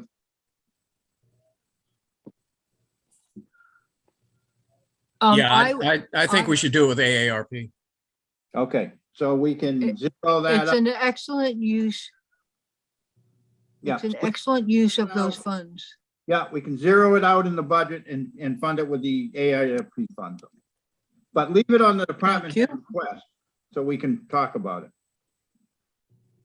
Okay, everything else? Anything else? Excuse me. Yeah, go ahead. So Sorry. why wouldn't it stay in the budget, and just when we go through and source stuff, we say that it's sourced by AARP funds? Well, because typically we haven't put grants in our general fund, but that got a little screwed up, or not screwed up. That got a little changed under the past administration, but it's a matter of accounting.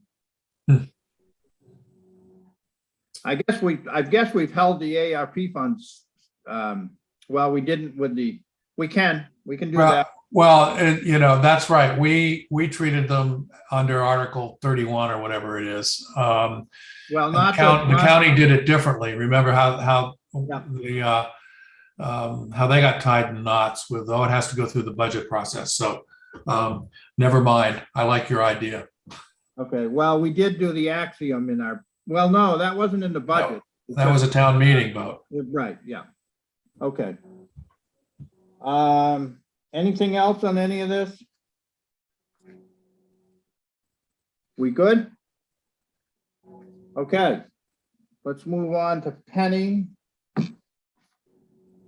Skipping around here a little bit. Let's move on to Penny because she's been patiently waiting.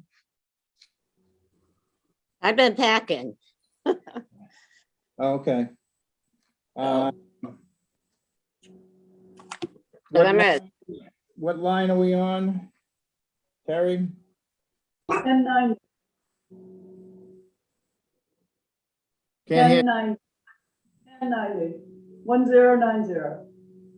1090. Okay. Thank you. That's, so we'll start with the library as opposed to cemetery. Penny, do you want to walk us through this, or is it pretty straightforward, or how do you want to handle it? Well, the only big change is adding 2,000, and that is to put us on the van delivery service and connect it through the Minerva catalog, so people could request books from home or at the desk. And once a week, a van would come through and drop off those books and pick up books that we had to return. It would eliminate the interlibrary loan having to go through the postal service, which has been problematic in the past year. I think that this would be a legitimate use of some of the Randall Hopkins bequest for the library, books and equipment, so that it could be funded from the 30,000 that he left to the library. Well, that raises the question again, then, do we want to mix it into this general fund budget or just fund that directly, consider that directly out of that fund? Well, Is this I an- think, I'm Go ahead. sorry, is this an annual? yes, it would be. I'm certainly willing to include it in the budget. I would like to see it included in the budget, and Okay. but for would- the the premier year of it, I wouldn't mind it coming out of Randall's bequest, just to see if this is a program that we would like to continue with. I think it will be very popular. People are used to the system through other libraries in the area.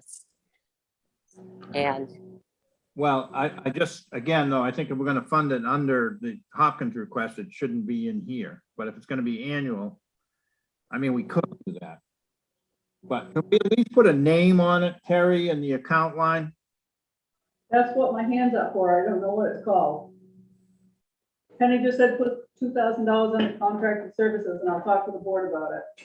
So I don't know what is it called, Penny? I guess you could call it Minerva catalog, MINERVA, to join the Minerva catalog program. I can come up with a better name with a little research, but it's actually van delivery is widely used in the state. Okay. Other questions, comments? Why don't we leave it in for now? And if we have to go back and peel stuff out, we can perhaps remove it at some point and fund it from the Hopkins this first year, if that, but let's leave it in for now so we can have a discussion with the budget committee about it. Particularly if it's going to be an annual thing. Oh, is that good, Walter, Jeff? Walter? Yes, Okay. All right, anything else on this? I don't think so. Okay, cemeteries? Which are where? 1260, Yeah. 1261.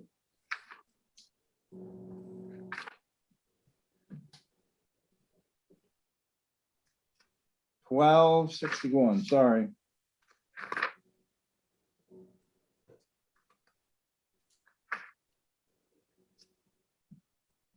Okay, wages, we have nothing there. So Penny, you continue to do that job on a volunteer basis? Oh, no, I'm paid more to be the overseer of the cemetery than to be the Oh, I'm director. sorry, I'm sorry. You're the overseer. Okay, yeah. Okay, fine. That's a big stipend, $600. More than the library, What was the library stipend? $594.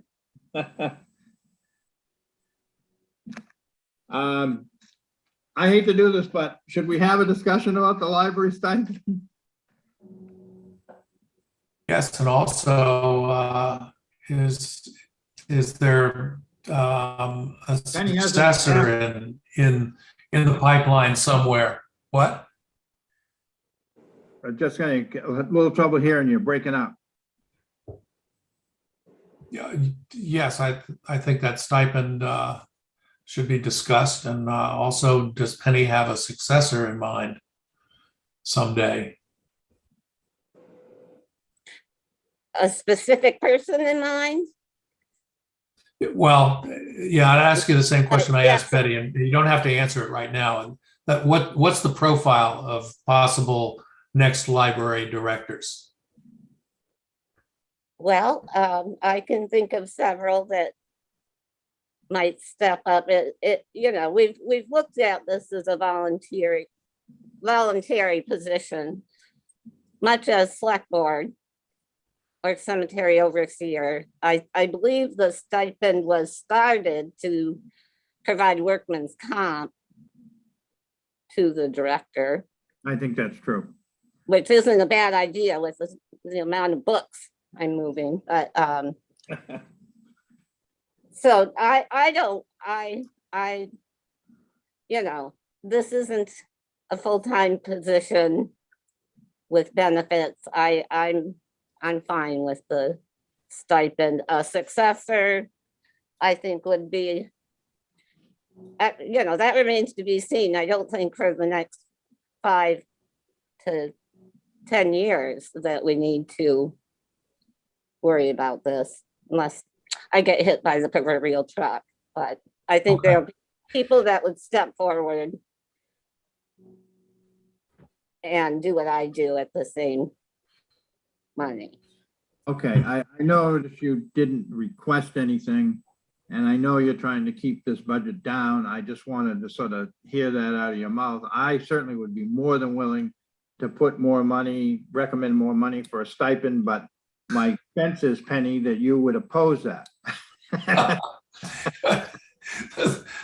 The next time somebody else has a budget pinch, she'd offer to forego her stipend. Yeah. And I know you've done both jobs, Penny, but it seems to me that you probably work more hours and longer, harder hours than all 3 select board members combined. Well, Go ahead. this is,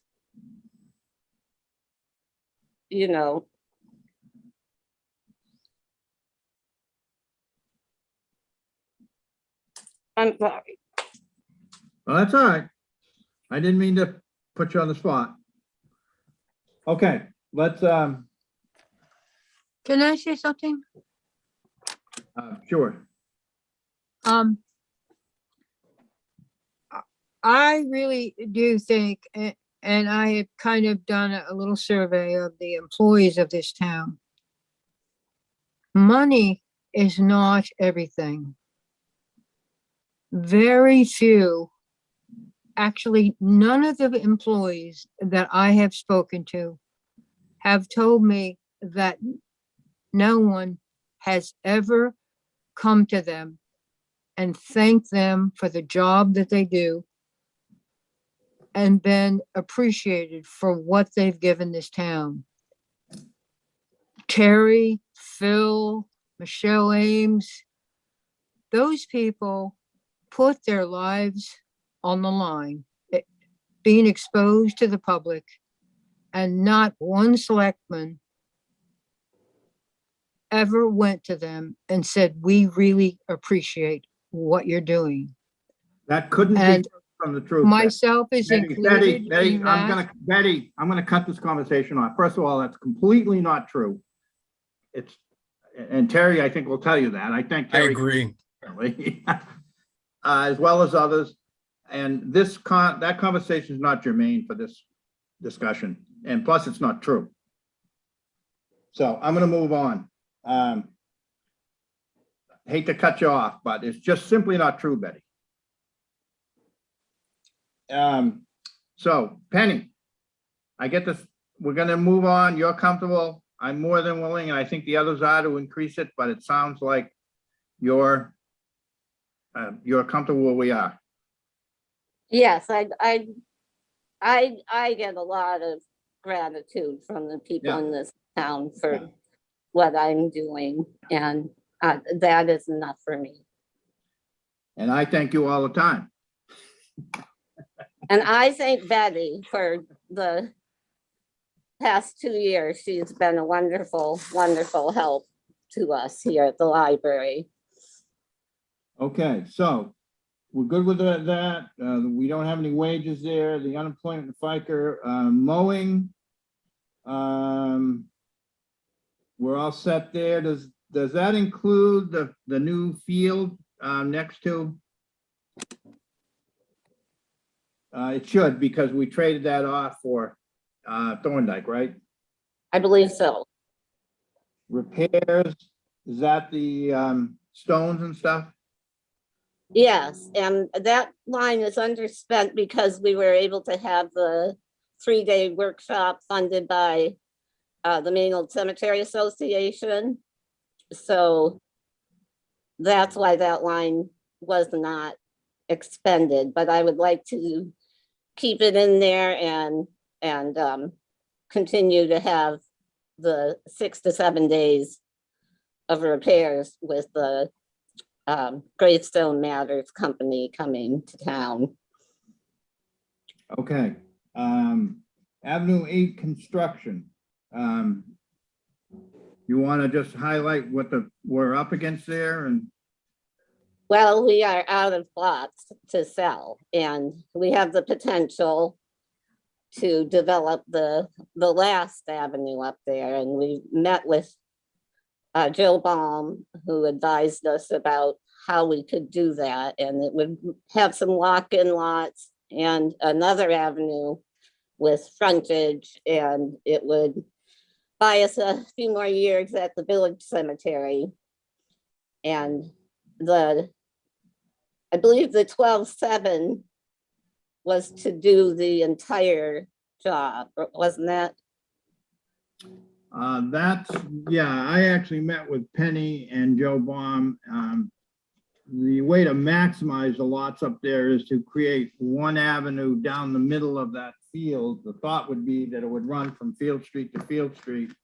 That would leave 2 lots in the rear rows that you would have to walk into, which is a little different than what we're used to up there, where every lot fronts a lane. But Joe said that that's happening all over in an effort to save space. I then met with Jim Calick. I went up and measured with Penny and actually Leslie, and I then met with Jimmy Calick and got an estimate from him to build that lane, and I have it here somewhere. It basically, well, can't seem to put my finger When I on. wrote it down in the notes, the amounts you gave me. What's that? I wrote down in the notes below this budget, the amounts that you gave me, Field Street, Yeah, and the dead end spur for Field Street. okay.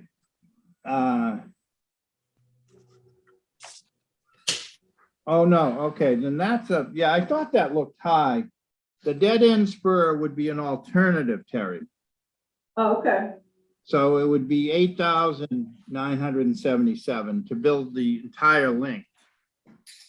When I saw that number, I said, that doesn't seem right. The other option would be to build a spur from Field Street that would dead end down. I can't remember how many feet it was, and I can't find my piece of paper. which wouldn't be ideal, but it would be a cost alternative, a cost reducing alternative, but it would dead end, which means that you'd have to back vehicles out and so on and so forth. And also the per linear foot cost increases dramatically. And this would be basically to dig down the loam about 12 inches, put in a crushed rock base with a gravel top, similar to what Jerry did when he constructed the last lane. I met with Jerry and asked him what he did.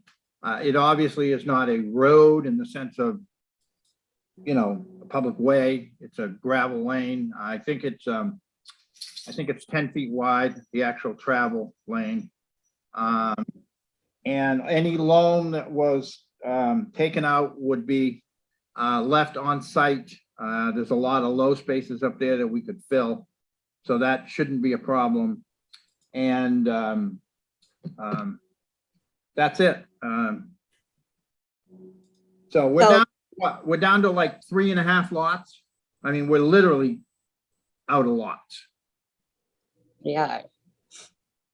And the other thing this would allow us to do is we went from Field Street to Field Street. There's a few lots on the curve as you first come in on to the left of Avenue 7 that we could then open up too. Go ahead, Jeff. And this is going to be funded out of the cemetery reserve. Is that correct? I don't think so.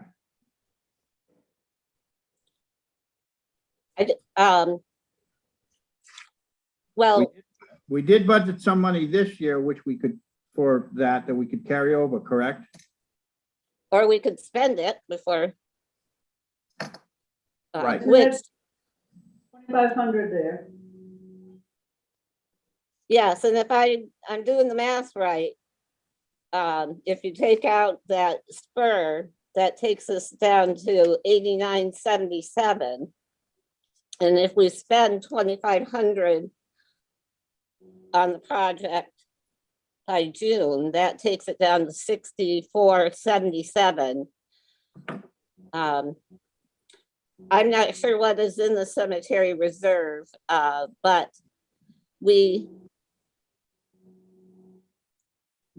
if we spend that, I think we have to start building it up again immediately to start developing the 131 parcel also. I can look and see what's in the cemetery reserve. That wasn't the thought, Jeff, because I know we changed that cemetery reserve to cemetery reserve, but it originally started out as for the one over on 131, and I sort of still have it in my mind as that way. And to your idea of spending this before, that may be problematic. I talked to Jim briefly about that, and that's pretty tender and soft up there. Unless we get a good dry spring, it's going to be hard for him to bring in material without tearing the place up. So he suggests that we might want to carry it over and shoot for like August or something when it's a lot firmer up there. That's pretty low and wet up there, pretty much every, Well, no. So, then could we apply 2,500 from surplus? well, that's another option. Yeah, that would be the process because we haven't set it up as a carryover. Well, we could, we've done that in a few, with a few things. So there are options. But I'm trying to see what's in the cemetery reserve. But my recommendation is, and I can't find the linear foot, I'll get it to you, but it's much cheaper to do it, just to do it. And bite the bullet and go right through from Field Street to Field Street rather than the dead end spur. Well, dead ends are never a good idea in the cemetery, no pun intended. But you do not want to be having people pull in and then try to turn around or back up. That's just asking for trouble. We had about $9,900 in that reserve at the end of last year. So again, I mean, when we get to the funding, we can talk about that, but that was not, I don't think that was the intent that Penny and I were thinking about when we were pulling this together. Yeah, and I didn't know. I was just asking the question in Yeah, preparation yeah. for budget committee. Yeah. And I will find that linear foot, but it's a huge difference. And basically Jim explains it's the cost of kind of getting equipment down there and, you know, if I gotta do it, you know, that cost is the same whether I do 400 feet or, you know, so.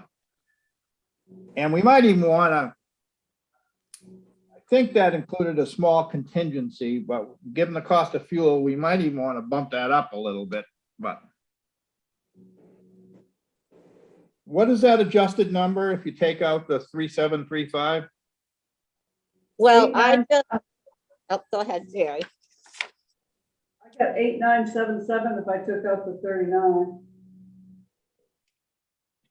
Yeah. Okay.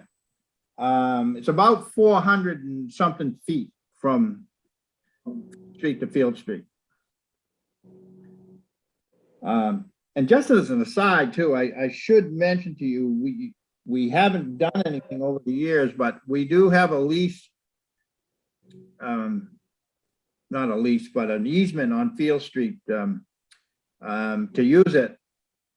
But it also requires us to share the maintenance with the abutting property owners, and that road's getting pretty tough. And one of the folks at the daycare approached me about that, so that may be an issue we have to deal with it. You definitely need some grading and some work, so. But anyways, that's another discussion for another day. Anything else on this?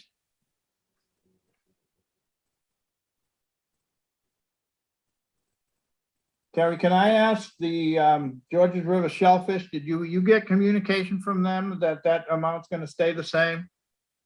Yes, I asked Tara if it was gonna be the Okay, same. because there was some talk about that being increased, and I wasn't at the last couple of meetings. Are you guys supportive of the avenue? Walter? Yes, Okay, and are you supportive of deviating from the long historical pattern of having every lot front a lane? yes. Okay. Since Joe mentioned that to me, I've been looking at some cemeteries and he's absolutely right. Any modern cemetery now is mostly walk-in, Yeah, the entire yeah, area. yeah. And this, you know, this may be a little bit of a work in progress because it's very wet up there. We got some drainage issues, and so we may have to do some, you know, a little ditching here and there or something to make it work, but we can at least hopefully get most of it done. Okay. Are we good on cemeteries? Reserve. Oh, reserve. Yes, sorry. Well, we got a line number?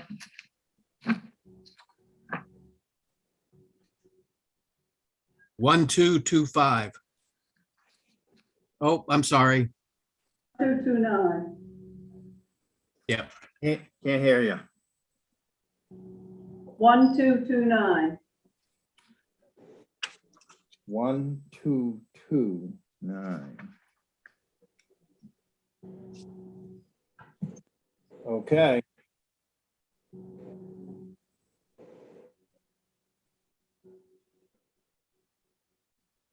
Well, I have 1228. So do I. Huh? What do you have, Jeff? What? I have 1229, the cemetery reserve. Well, something's missing. Hopefully it's not a line with $100,000 in it. Did you find the balance, John? Yeah, it was about 9,900, I think it was, at the end of last year. Yeah, and we added 1,000 this year or last year, whatever we added over. I forgot about that, so. Let me double check. $10,954 in it. Yeah, I have at the end of last year, 9,904, and we added 1,000, so it's a little over 10.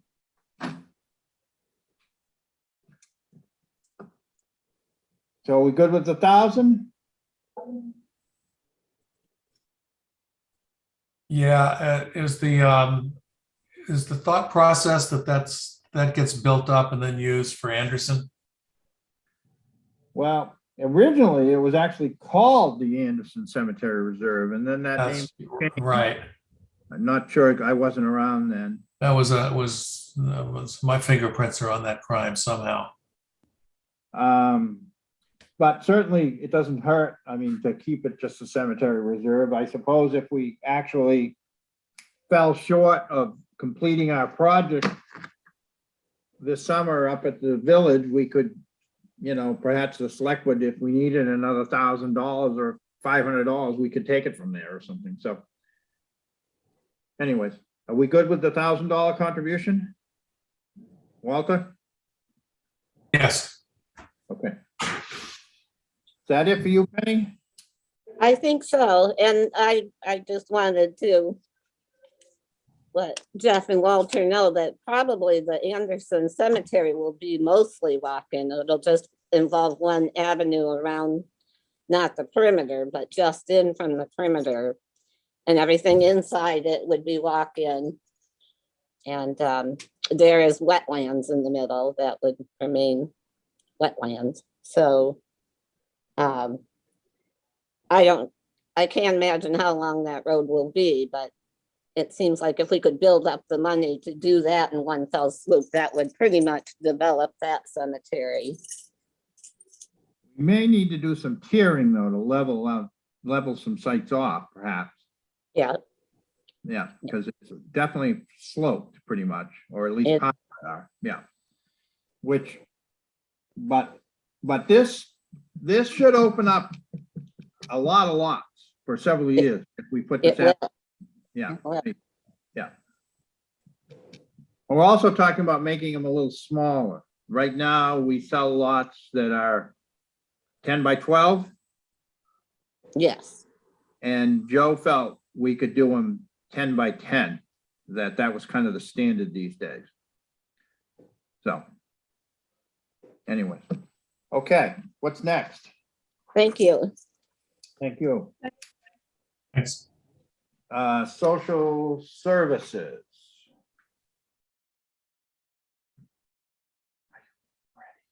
We're putting $1,500 in there for as long as I've worked here, and honestly, we don't get a whole lot of CA requests. Will that change with the heating oil and the electricity? I don't really think so. I think once I hand them that application, they look at it and they say, no, I don't think I really want to do this.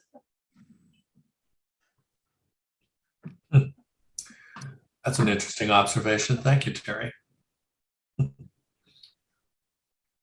Well, it is awful onerous. No question about that. Are we good on that? Walter?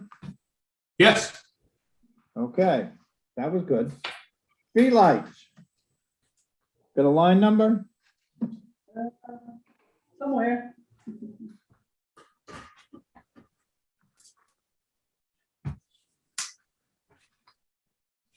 $846-ish.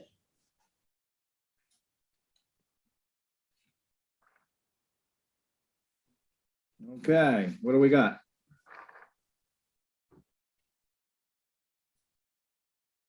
I have to tell you, we had one light on Elm Street go out.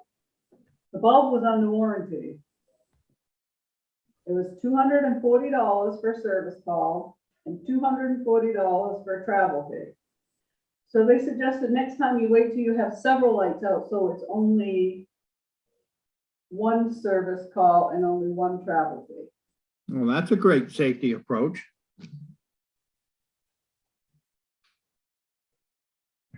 So I did, I'm not sure I'm supportive of that. so, but I put in 1,500 in maintenance and repairs just because it's almost $500 for one visit down here.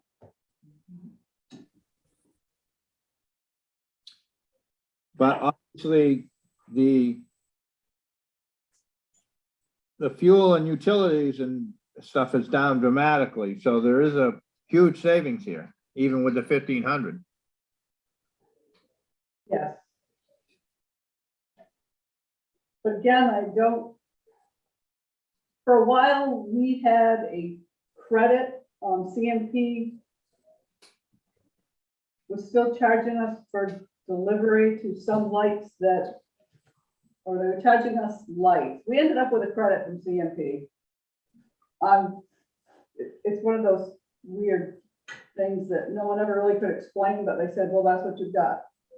So we did end up with a credit and didn't spend as much as was budgeted because that's what we thought we were paying on for lights. Does that make sense? That's why we budgeted 4,000, but only spent 1,268, because that's only for 12 months too. Right, plus for that 4,000, we thought we were paying on more lights Right. than actually were. So would you forecast that we're gonna end up spending about 1,868? Yeah, we could add that. I Huh? don't know, what the delivery charge just went up, so I haven't been able to really track how that's gonna affect the streetlights. I mean, and with all the other electricity bills. Well, what have our bills been the last couple of months? Since January 1st.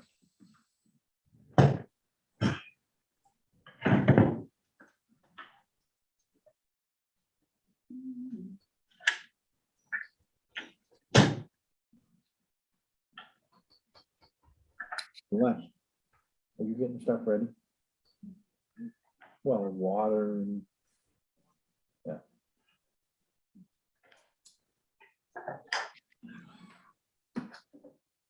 Walter, do you have anything to add on this at all, or? I know you've dug into this pretty deep.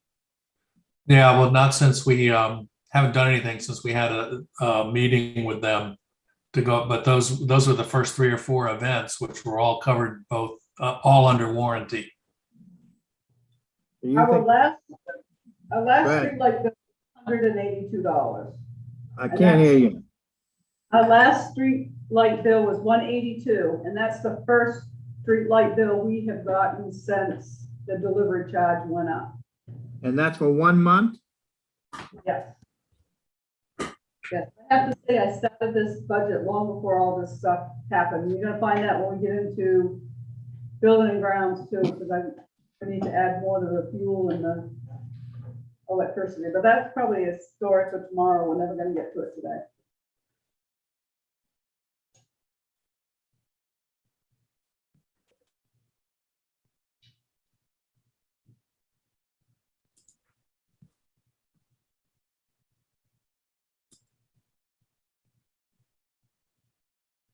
So that'd be another $1,000. No, that's times 12, sorry. No, times 6. Roughly another $1,000. So we're gonna end up about 22 on our actuals. Okay, that sort of jives with your credit idea, I guess. Do we want to, do we feel the 1,500 is enough for the maintenance?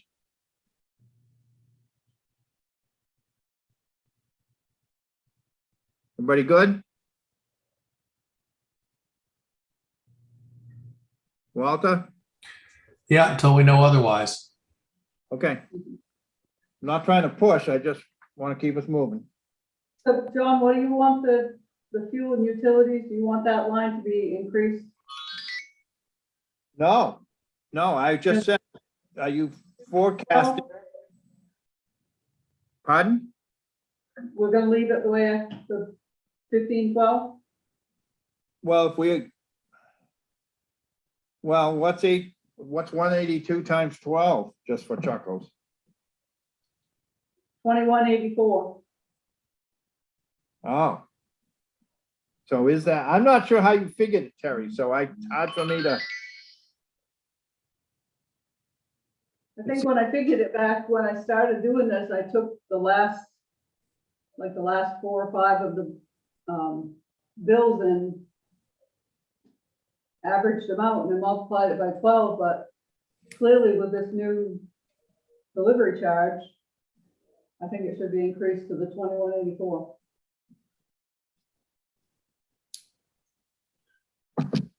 So you're recommending we increase that? Yes,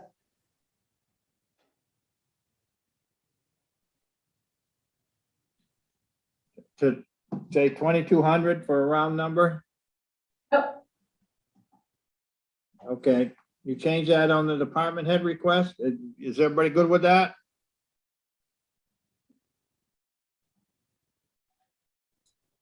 Is there a seasonal Yes, fluctuation?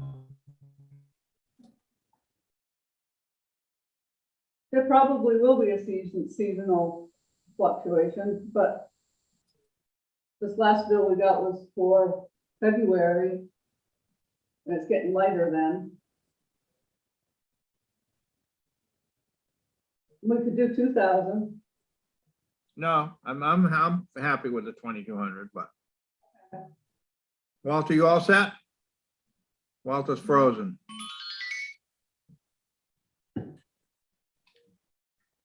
okay. I need You're Terry frozen, to Walter. unconfuse me. So I thought the big rate increase, supply side. Yeah, I see that. We're having Is trouble. my audio better? Go ahead, try again.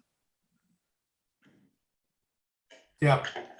Okay, so Terry, I thought the big rate increases on the supply side, and delivery was relatively stable, and that's the responsibility of CMP. I mean, we get billed for both, or I do, certainly you do.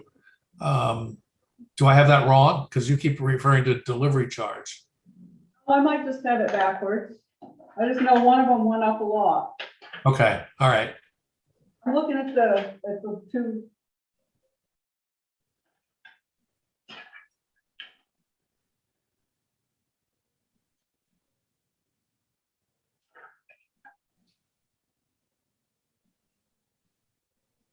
No, it looks like the supply charge went up. Okay. They both went up a lot.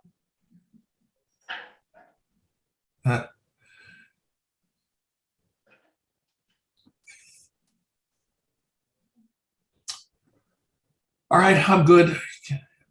Like Right finding now we City have- Hall, we have- can't do we anything have- about it. We have 2,200 and 1,500. Are we good with that for now? Walter? Yes, Okay, let's move on. More of those bills later and look at it better. Yeah, maybe you can paw through it a little more, Terry. Yep, Okay, debt service.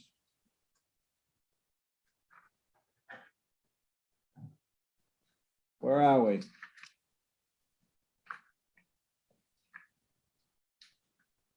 Anybody got a line number? 1188-ish.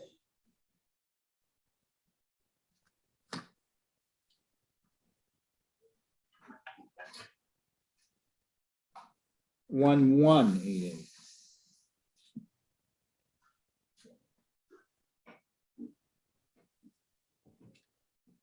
Okay.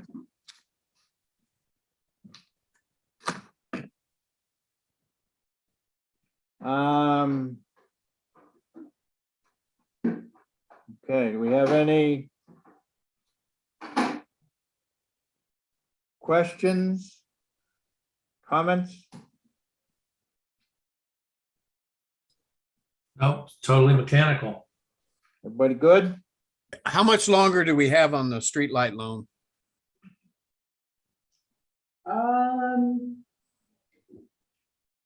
No, I didn't write that one down. Let me see. I think it's 3 years.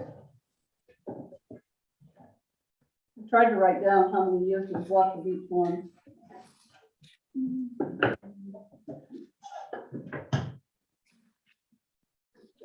End up with too many papers. So any real savings is gonna wait until we're done with this. Yes. Oh.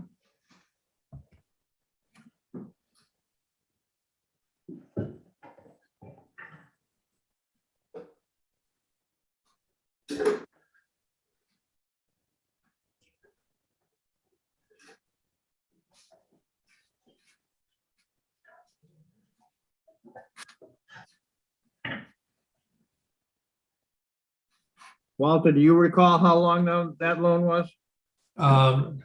No, I was just kind of trying to back into it in terms of the payment, because it was 36,000. I'm looking in the audit report. I thought it might be in there. I can't seem to lay my hands right on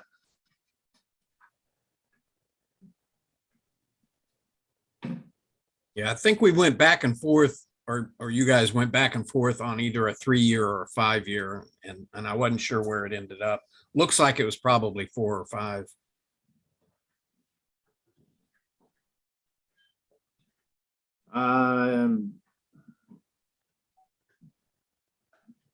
Yeah, I can't seem to find it quickly.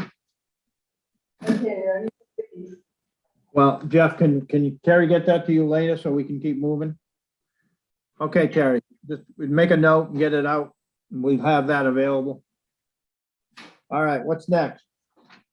Building and grounds.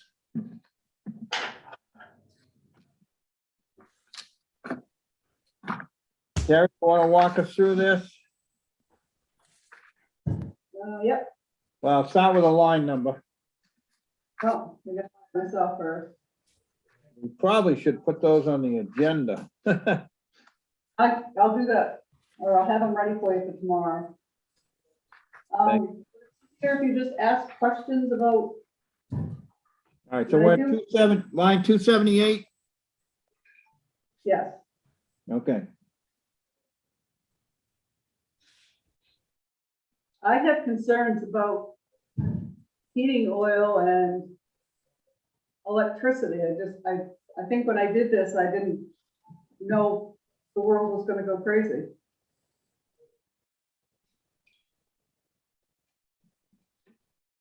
That's a crapshoot. Yeah,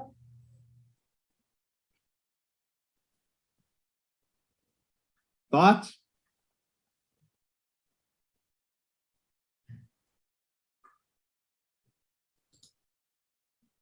I actually took the fuel oil, the town office used 2,551 gallons, and I multiplied it by 4 instead of the number I previously had. I think I had 360. I don't even know if 4 will be enough at this point. No, there was an article yesterday that said it's going to 5. So do we want to increase that to $5? I mean, I just paid $4.38 Monday. But is it gonna come back down and average all out in our budget? I think that's the 6. If you knew the answer to that, you'd be a billionaire.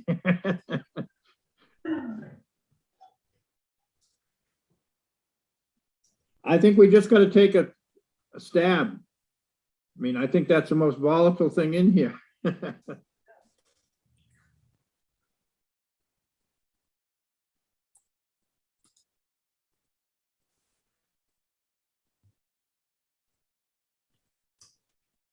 Anybody want to suggest a number?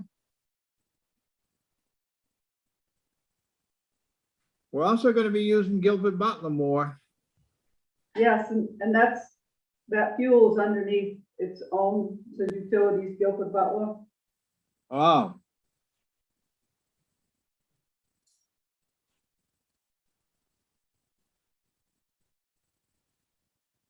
So what's under utilities Guilford Butler besides oil? Electricity? Electricity, Is that it? yep. No phone? No, I didn't even think about them having a phone down there. Do they have a phone? I don't I know. guess they'll move the library phone over there, right? I would I assume. don't know. Penny's still on. Penny, what will you do without a phone? I would like to have the library phone service, preferably with the same number, moved over as soon as possible. So, It's important to have a library phone number. so if we're gonna separate out one building from another, which we haven't done in the past, which is probably a good idea given Guilford Butler. Can we itemize under Guilford Butler, phone, electric and fuel? Yep, Okay. So do we probably need to increase the fuel line there as well, yes. but I don't know that, so. Any thoughts, suggestions? Let's start with the fuel oil for the municipal building.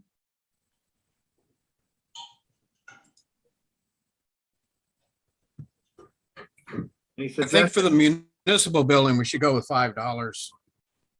Okay, Your notes, Terry, say that for Guilford Butler, CMP estimated 150 a month. yes.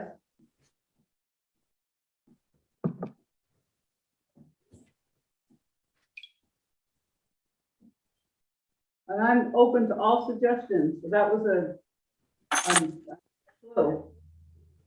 What have we been using a month? We've only had a bill for a short time. Well, but we've been using plenty of power in these past few months. But you're currently locked in. CMP, Guilford Butler School.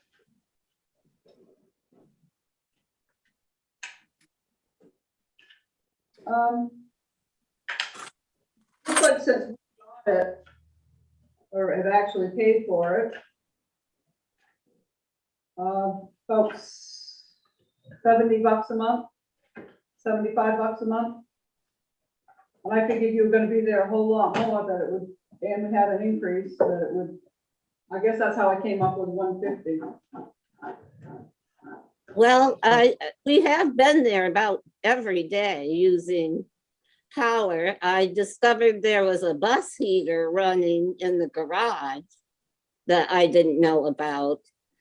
That could be some of that power. I don't know, but I think $100 would. We've been there every day with lights on, and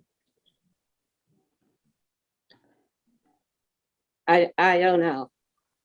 All right, can I suggest that in the interest of moving this along, that Terry, you reframe, re-itemize Guilford Butler under the 3 categories that we talked about and try to come up with a new department head number and increase the fee and base the fuel on 5 in both places, on your current estimate, and revise that, and we can revisit this. Because we can sit here and speculate all day long. Yep. Are we locked in on the fuel at the town office for any period of time in this budget cycle? No, Okay. All right, so let's, go ahead. Explain the answer, Terry. I don't know. So I I believe thought we are locked in. right now, but not, we won't be in July. When does Locked it? in till May. It goes It's locked till in May. until May. Okay. Do we want to entertain getting a locked-in price? I would be in favor of having Terry investigate that, if you can get one. Yeah, there is a relationship between the price of Brent and WTI crude and a gallon of fuel oil, but it's like going to Las Vegas. Yeah, I mean, I'm just talking about calling, who's our supplier, Maritime or Calic, or Maritime. it's just giving them a call and see what they're doing for lock-ins. I'm not even sure it's a good time. I mean, come next fall, it could be lower. But I wouldn't mind having that information if we could grab. I agree. Okay. All right, let's go back up to contracted services. Terry, can you recheck the custodian wages too? Something isn't quite computing there, but not now. Just go back and check them. Yep.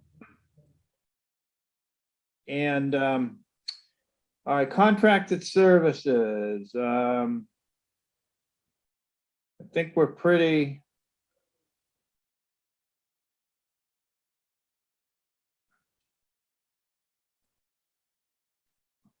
All right, I have a question.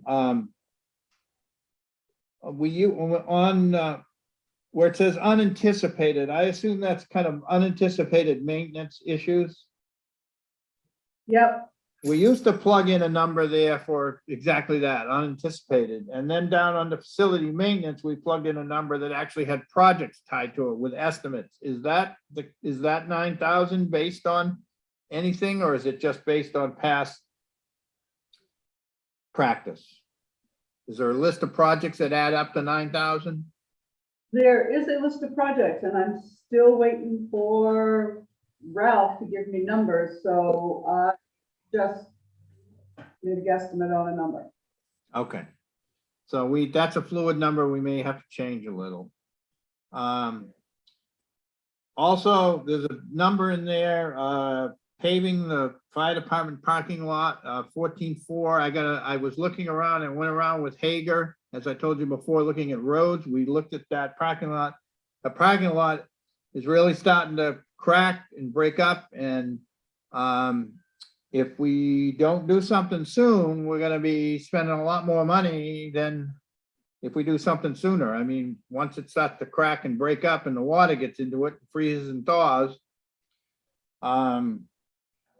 take a look at it. It needs work, or we're gonna lose it.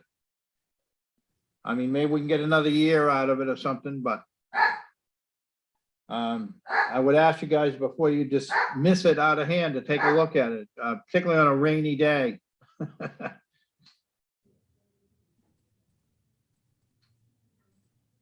Questions on that? Thoughts? We did do this is the part around the fire station. We did do, down where Terry parks, that area, not that long ago.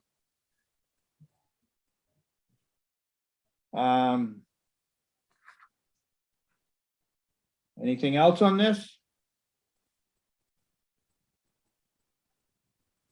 No? Okay. Next. Walter, can you hear me, Walter? I can indeed. Okay. Yeah, it seems to me delay the paving is just gonna cost more a year from now. And Well, it's like be a harder leaky and roof. worse, and hard on the trucks. Okay, Bill, Library Cemetery, we've got planning board. Line number.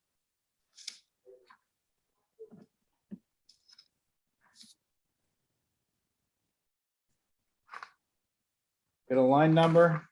Anybody? Closer to the beginning, Huh? closer to the beginning. Yeah, I know that. 213. Thank you, Jeff. So this is a budget Irvin sent me that he requested. Okay. If we are budgeting, so in the position that Mary Jean holds currently, we've modified that position to make it clear that that person needs to work for do the planning board minutes and help them out with a little bit of administrative work. And that is above and beyond the 35 hours that we budget, or 36 hours that we budget for that position. So in Yeah. effect, that's the note takers. Yeah. Yeah, I would like to continue that practice. So I would suggest that we change that to the title of that position. What'd you like to call Well, whatever that position title is. him? Well, Irvin calls it note taker.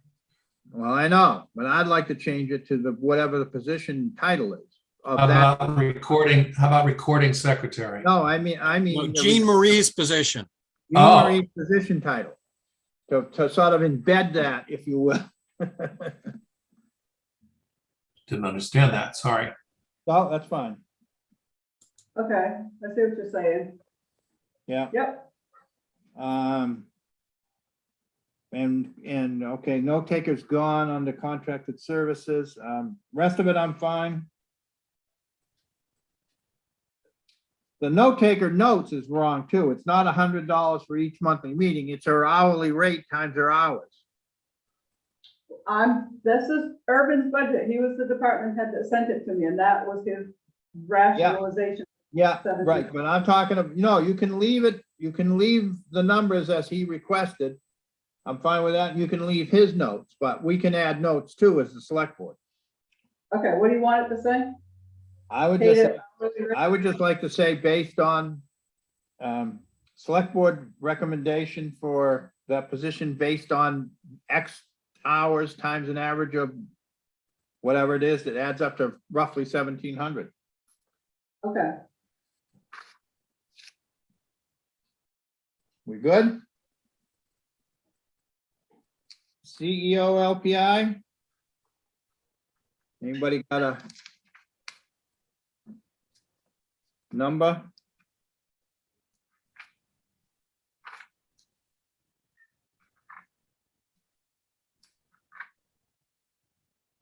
Line number, anybody? 409. Okay.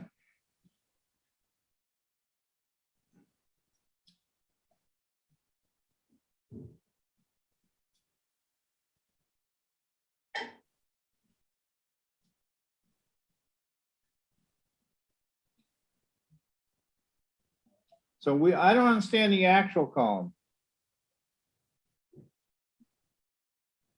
Oh, okay, it's under wages. Well, I'm lost. because for a while, Corey or Mo or somebody was getting paid wages for one of the jobs and then a stipend for the other job. But I see no. Okay, so the 16,247 was the actual that we paid as a stipend for, was it the plumbing inspector or the, I'm totally confused, Terry. What's going on here? I couldn't straighten out who was what. I couldn't figure out. And I could go back and spend a lot of time and figure out exactly which went to code enforcement, but when I pull up the name, it's not broken down for the reports that Trio gives you. But if you want it broken down, I can go back in and do it. Is that something Bill can't do? I can ask him. Well, I think it's important we understand it, and we're gonna get confusion when we get to the budget committee, but Well, it was confusing because there were so many different people doing so many different things. are we paying, are we paying now all salary? Or I thought we were paying hourly for next July, well, We pay.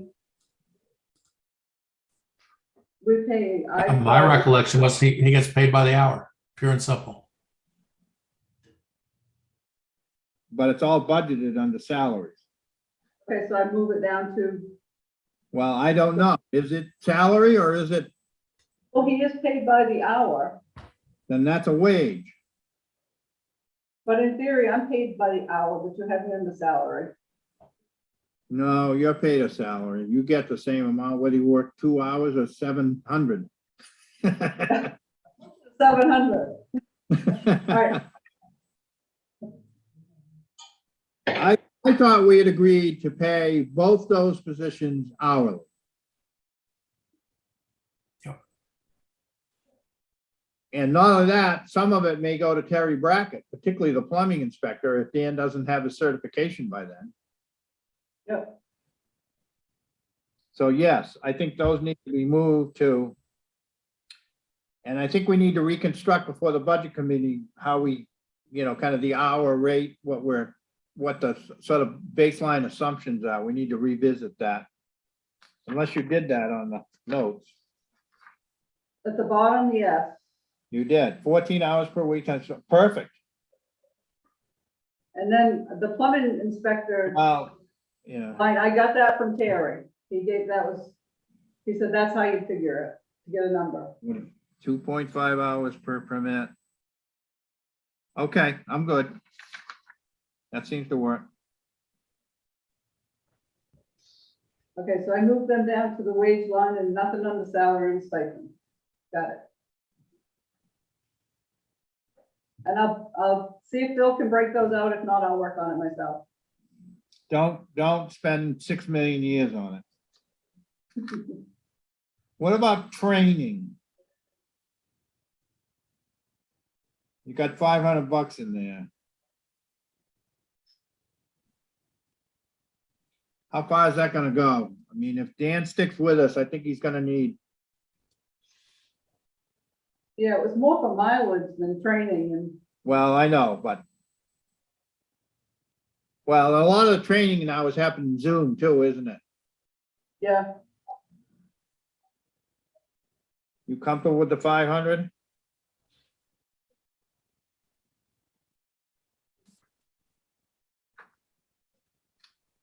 Terry? yeah. How much would it cost to teach him to type? Yeah. Well, Keyboard, I've seen him type emails, so it might take a bit to teach him to type his. Wow. He could, bad though. Jean Marie to They're better. type up. The reports are better than the road commissioner's reports. Are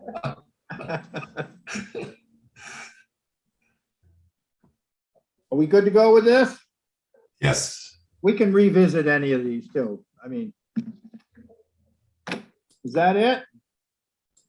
Yeah, and Today. just so you know, next time I talk to him, I'm gonna make sure he understands that he's not locked into that $500 for training. If he needs training, he needs to get it. Yeah. Yeah. And He would Jeff, even- I personally would appreciate it if you could maybe visit him every Tuesday if you get the chance. Or perhaps every other Tuesday or. Okay, so we're all set for tomorrow. You're gonna do line numbers. I Yeah. hope I wasn't out of line with Betty. Oh. But I just thought that was not just simply not correct. Yeah, there were a couple other things that kind of bothered me too. Yeah, so. Okay.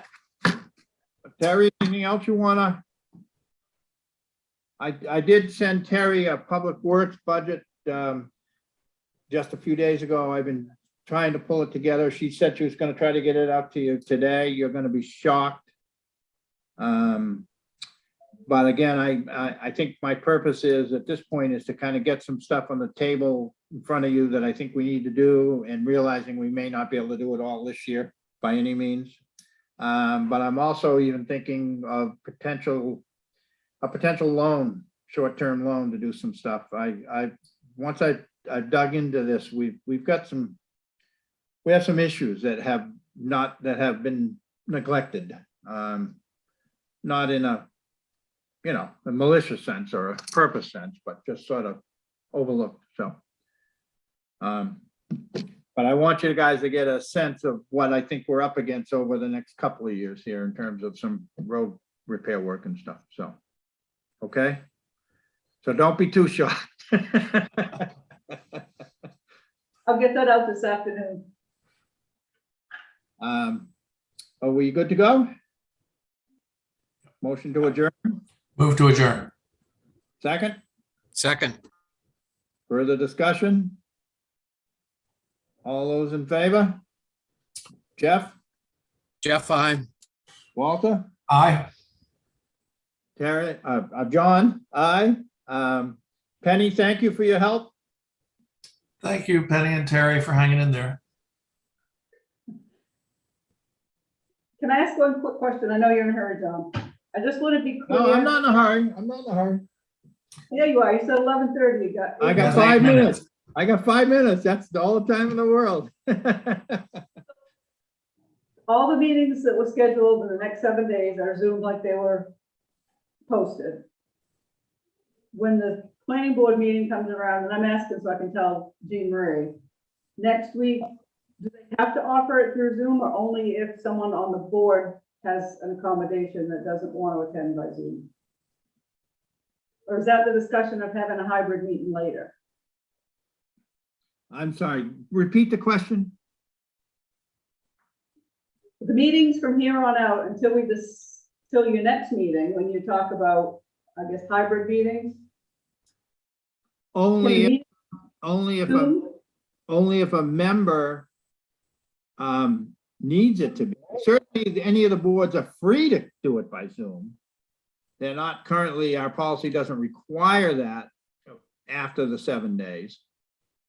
And I guess I guess I would construe the word member liberally. If you're asking about Jean Marie, if she would have to attend in person and she has a medical condition, I think we could ask the No, planning I'm board. asking about the public. Can the public still Zoom into these meetings, or they all have to go in person? For the next 7 days, if they're held by Zoom, which they need to be, then the public has the right to be there. Yep. Correct. Yep, I'm clear on that. Okay, after that, they don't have to be by Zoom, but if they are by Zoom, the public has a right to be there. Okay, but they are only by Zoom if a board member requests it. No, they could do them by Zoom if they wanted to. Okay, so it's up to the planning board whether they do Zoom or not. Right, provided one of the member has to meet that technical requirement in the law that they, and the truck, the hole you can drive the truck through is you can't physically be there or something like that. Right? Okay, Right. So if all the board members or committee members are going to be there physically, they are not required to do Zoom, but they can. okay, If one of them is going to do Zoom, then they are required to do Zoom for the public. okay. Okay, that's what I was, Right, but what we're gonna have a discussion about next week is perhaps requiring all committees to do Zooming. Now, we haven't made a decision on that, but that was my understanding. We're gonna have a discussion about that. right. that- That's, so I'm understanding it all. Well, I'm in understanding that. We won't say I understand it all. Okay. Okay, so we've already adjourned. Have fun, Four, John. See you at 8:30 tomorrow. Bye. bye. See you later.